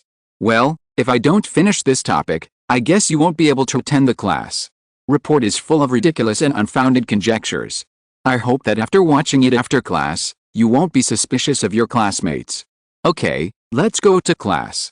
Professor McGonagall pursed her lips. You can devote yourself wholeheartedly to the transformation spell. It will undoubtedly be dangerous when using it. So, today we will learn about the basic rules of transfiguration. These rules have been discovered and summarized by pioneers over thousands of years from countless failed cases. Professor McGonagall said. Professor McGonagall, is there no practical part of today's course? Lisa Dupin raised her hand and asked. Yes, not at all. And have you ever practiced on a daily basis? Besides Miss Granger, who else is now proficient in turning matches into needles? Professor McGonagall said after hearing that there was only theory and was filled with grief. Okay, let's get started. If there are students who have previewed, they can guess what I am going to talk about today based on the key words I just mentioned. Those are the 5 exceptions to Gamp's basic law of transformation. First, due to the limit of food transformation, wizards cannot conjure delicacies out of thin air, nor can they turn other things into food. Even if you eat them, you cannot absorb the nutrients. Instead, you will suffer from indigestion and even life-threatening dangers. Professor McGonagall paused briefly, looked around, and saw that he was taking notes, then continued, however, if you already have some food, then you can transform it and make it bigger. And, The food that appears on the dinner plates in Hogwarts is not conjured, but after the food is prepared in the kitchen, it is transferred to the containers on the dining table through the transportation spell. Second, it is the limit of deformation of living things to a button. Period. In addition, even if the transformed beetle looks the same as a living one, it is still a button in essence. If you feed it to a bird, it will not fill its stomach, but will choke to death. Professor McGonagall gave an example and once again emphasized that inedible things cannot be turned into food. Third, it is the limit of alchemical transformation. Transfiguration cannot produce magic items. It can only be achieved through complex alchemy. For example, automatic quills, automatic stirring crucibles, etc., even gold galleons, the currency circulated among our wizards all have been cast by goblins. It will not oxidize and is not easily destroyed, and it also has the ability to automatically identify and count. Fourth, it is the limit of quantitative deformation. Deformation cannot change the quantity. That is, you cannot turn a table into 2 cats, or turn 3 quills into a fork, but there is an exception. The connected objects are like to become a whole. You can use the transfiguration spell to change it, and even if you turn it back, it will not affect the arrangement and attachment of the original object. Professor McGonagall cleared her throat. In other words, if I turn Mr. Ronnie Weasley, who is wearing clothes, into an eagle, and then change him back again, his clothes will still not stick to his body like feathers. Professor McGonagall started. He made a joke that only those who read the Daily Prophet today would understand. Fifth, last, and most important, transform the boundaries of nothingness, that is, transfiguration cannot create something out of nothing. Maybe you have seen upperclassmen use wands to conjure a flock of birds or a bouquet of flowers, etc., but these are by no means transfiguration. Those things conjured by magic spells may just be limited time entity projections summoned by magic spells, or they may be changed forms and hidden in the palm of your hand. Finally, at 11 o'clock, get out of class finally ended. Assigning homework, Professor McGonagall hadn't left yet. Everyone couldn't wait to gather in front of Harry and ask him about everything in the report. If you're listening to this novel on a channel other than Fanfic World, it means they downloaded and uploaded it without effort. We cordially invite you to visit our channel, Mundo Fanfic Novelis. There you'll find the original version of this story and you can explore many other novels of various genres. We're waiting for you to immerse yourself in a world of incredible novels. Chapter 123 Outexpo? At 11:05, Harry was surrounded by some unsuspecting people. Since they were all classmates from the same college who went to and from get out of class together on weekdays, Ron couldn't directly clear a way for Harry. George, Fred, why are you two blocking the door with these little guys? I don't remember you being so fond of transfiguration.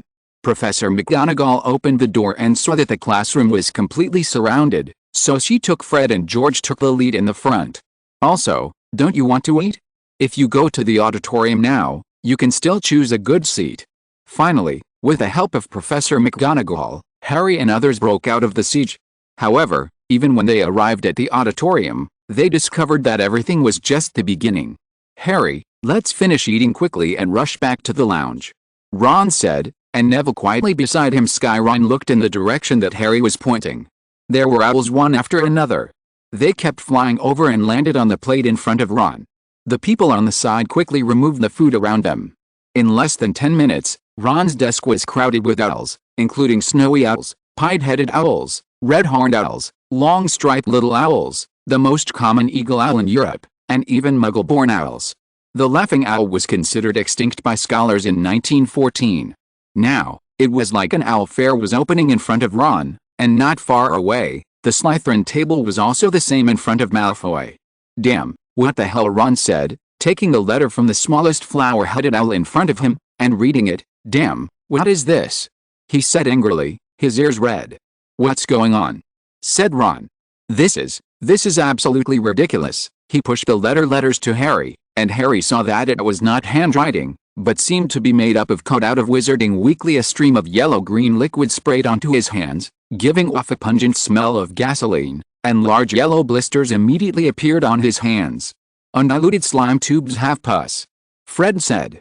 When he saw so many letters, he came over because he was worried about his little brother, but he still didn't have time to stop the reckless Ron.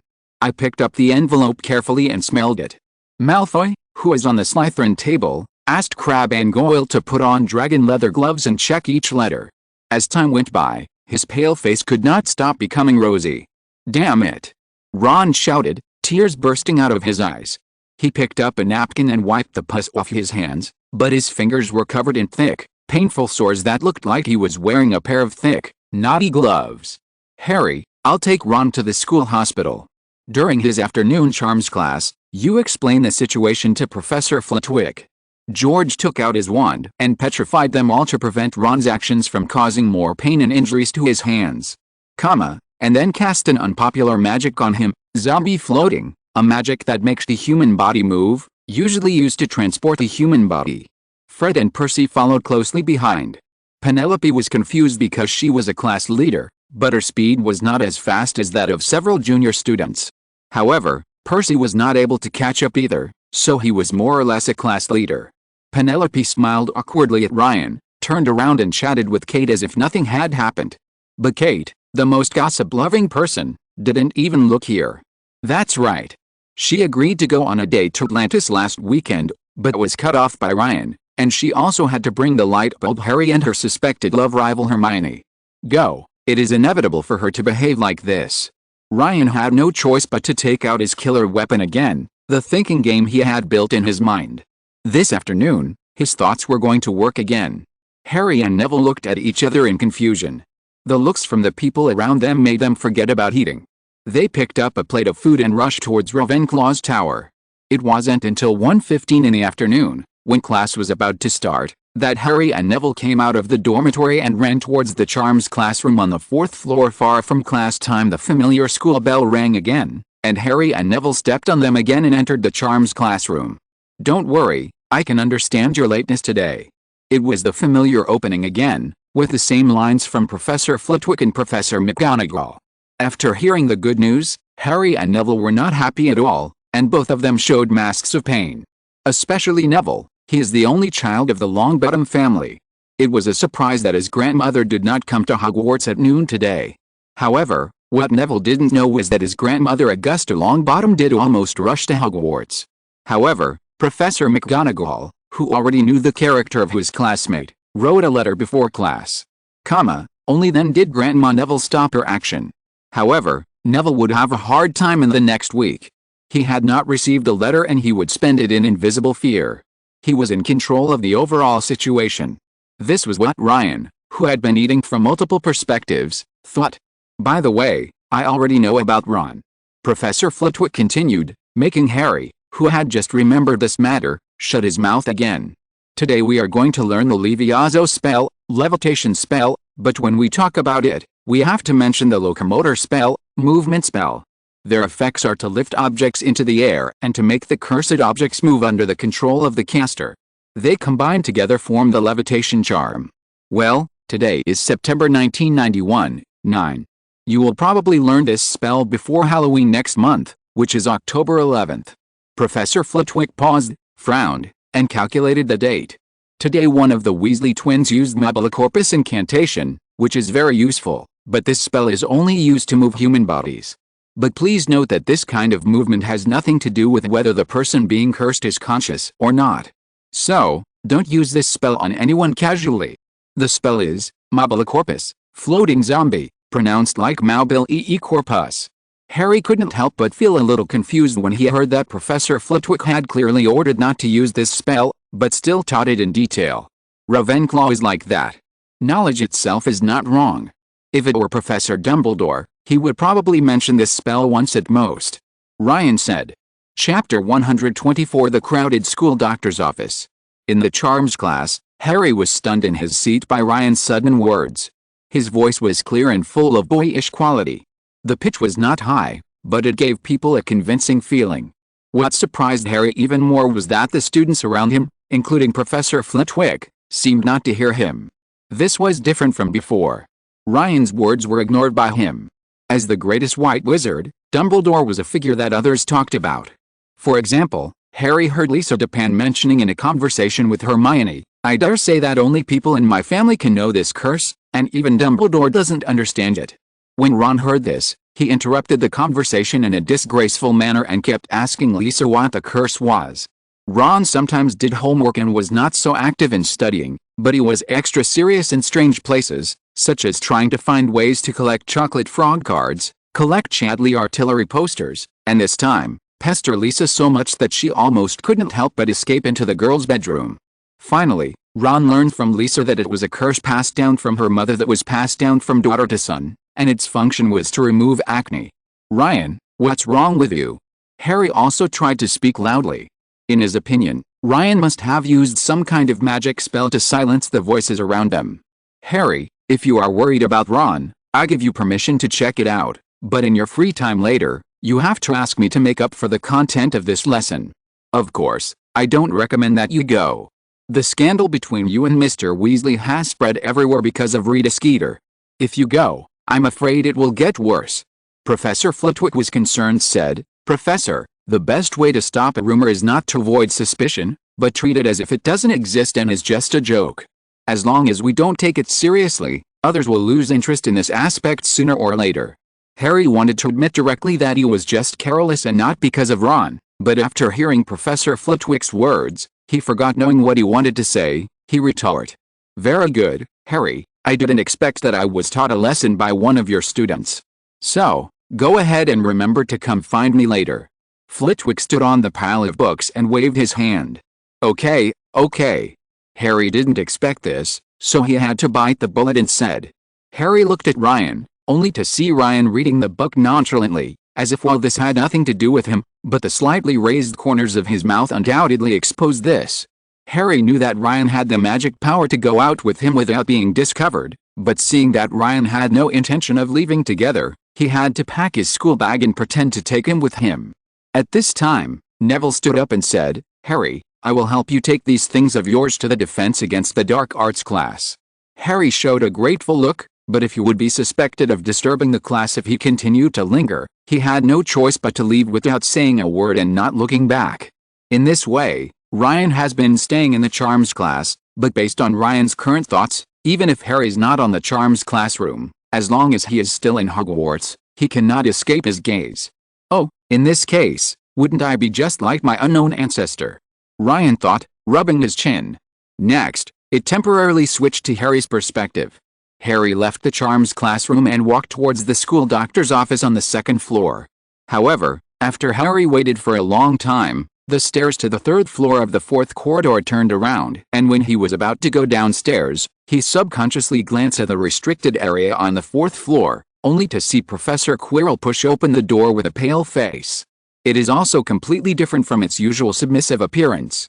His face is gloomy, like a cold poisonous snake that people choose to eat. Harry rubbed his eyes. The scene of the houses sticking together on weekdays was completely absent here. Slytherins and Gryffindors held hands, and Ravenclaws talked enthusiastically with Hufflepuffs, whom they usually looked down upon. Harry stopped where he was, looking at this magical scene in surprise. Then I knew it, Harry Potter, it must be you. A Slytherin witch whom Harry had seen before, with a cold and arrogant expression on her face, looked moved at this time, like a cat-obsessed person who was allergic to cat hair. Suddenly I can suck the cat normally. Where's Neville? Why isn't it Neville? Damn it, Draco, you're not going to seduce a man at all in class. Look, Harry Potter even skipped class to see Ronnie, this little coward. I believe in love again. If there was no old madman like Dumbledore, the relationship between them would be much more pure. What? Yes, I think Ron has real feelings for Harry, and Neville is just too good at pretending and crying all day long, pretending to be weak, enthusiastic, and sympathetic to the weak Ron. Why wouldn't he be attracted to it? What's wrong with us Hufflepuffs? A short and fat Hufflepuff girl suddenly said. Look at that Hufflepuff, she looks like a crazy bitch, like the lioness of Gryffindor. What's wrong with us Gryffindor? You despicable and dirty Slytherin. Harry didn't dare to move forward. He didn't say a word. The group of people who had been enjoying themselves just now were neatly divided into 4 equal parts, according to the school. Okay, ladies, please give way. Fred ran out of the school doctor's office. I'm here to pick up our sister-in-law, George said. Then, the crowd actually separated in an orderly manner, leaving a passage for Harry to walk. The Weasley twins stepped forward and quickly ran into the school doctor's office with Harry on their backs. Harry, you are crazy. If you didn't come in quickly, we wouldn't be able to leave. the Weasley twins said in unison. Fred, weren't they very cooperative just now? Harry asked. I'm George. They were just attracted by the title of sister-in-law. Plus we are somewhat famous in Hogwarts. Fred said modestly. Chapter 125 Rita Skeeter 2. Time, 2:30, in the school infirmary, on the bed near the window, Ron still looked petrified, and it seemed that he had been replaced with another petrified stone. Fred, why didn't Madame Pomfrey drive them away? Harry asked.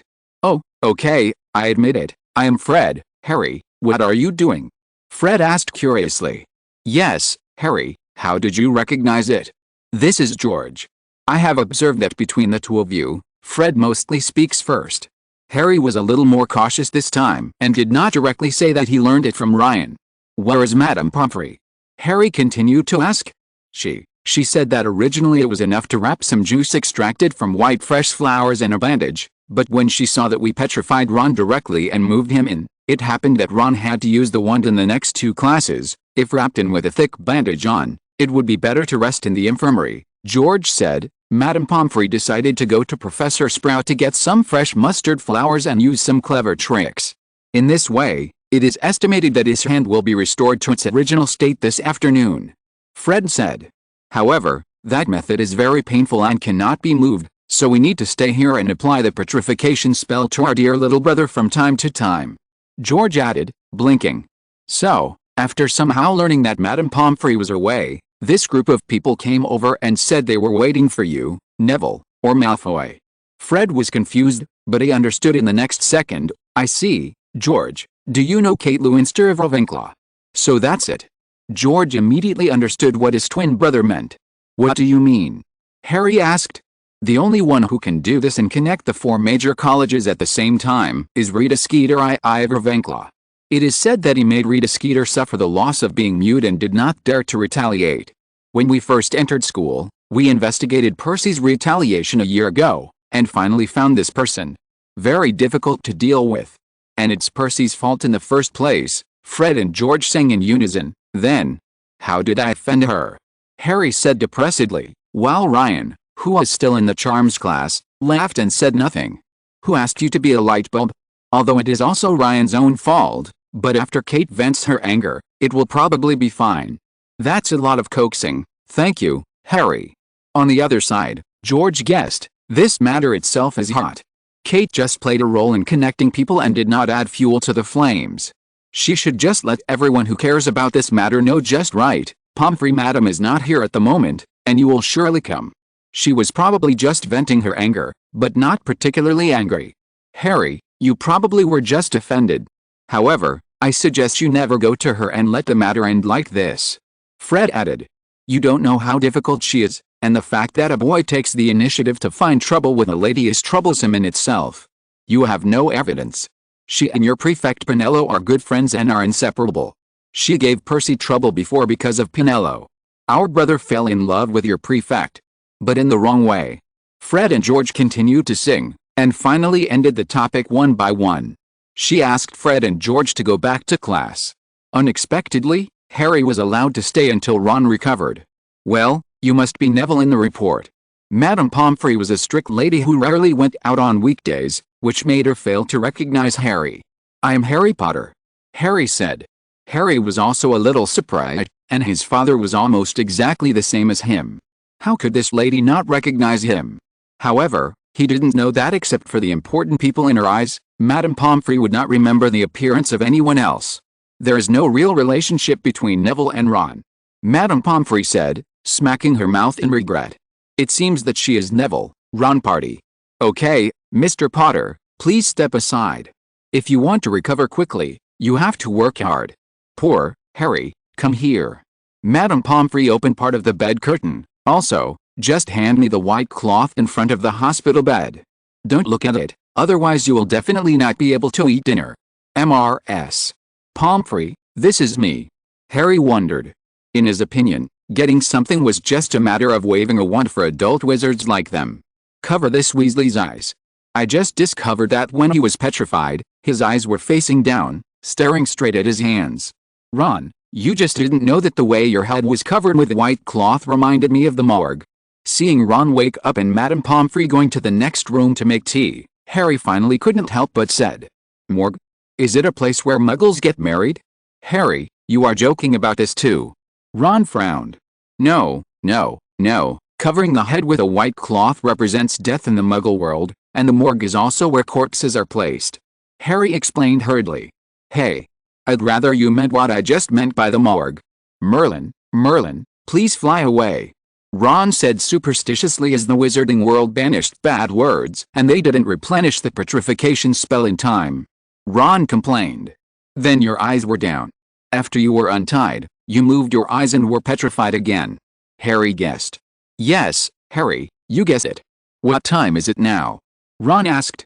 Let me see. At 15, Defense Against the Dark Arts class is about to start. Harry looked at the time and exclaimed. I thought it was night and it was Defense Against the Dark Arts class. I'm a patient. Damn it. I'm going to get smoked again. Harry, look, can you tell Madame Pomfrey that I'll take a rest? Ron said with anticipation. No, kids, it's time for class. It's 3 on the 3rd floor. It's not too late for such a short distance. Madame Pomfrey suddenly appeared and refused outright. Ron raised his head to prevent his tears of sadness from flowing back into the river. End of this chapter. Thank you very much for reaching the end. Don't forget to like. Looking for more exclusive content and immediate access? Subscribe to our Patreon. Remember, every like, subscription, or donation encourages us to continue. Thanks to everyone. See you in the next video.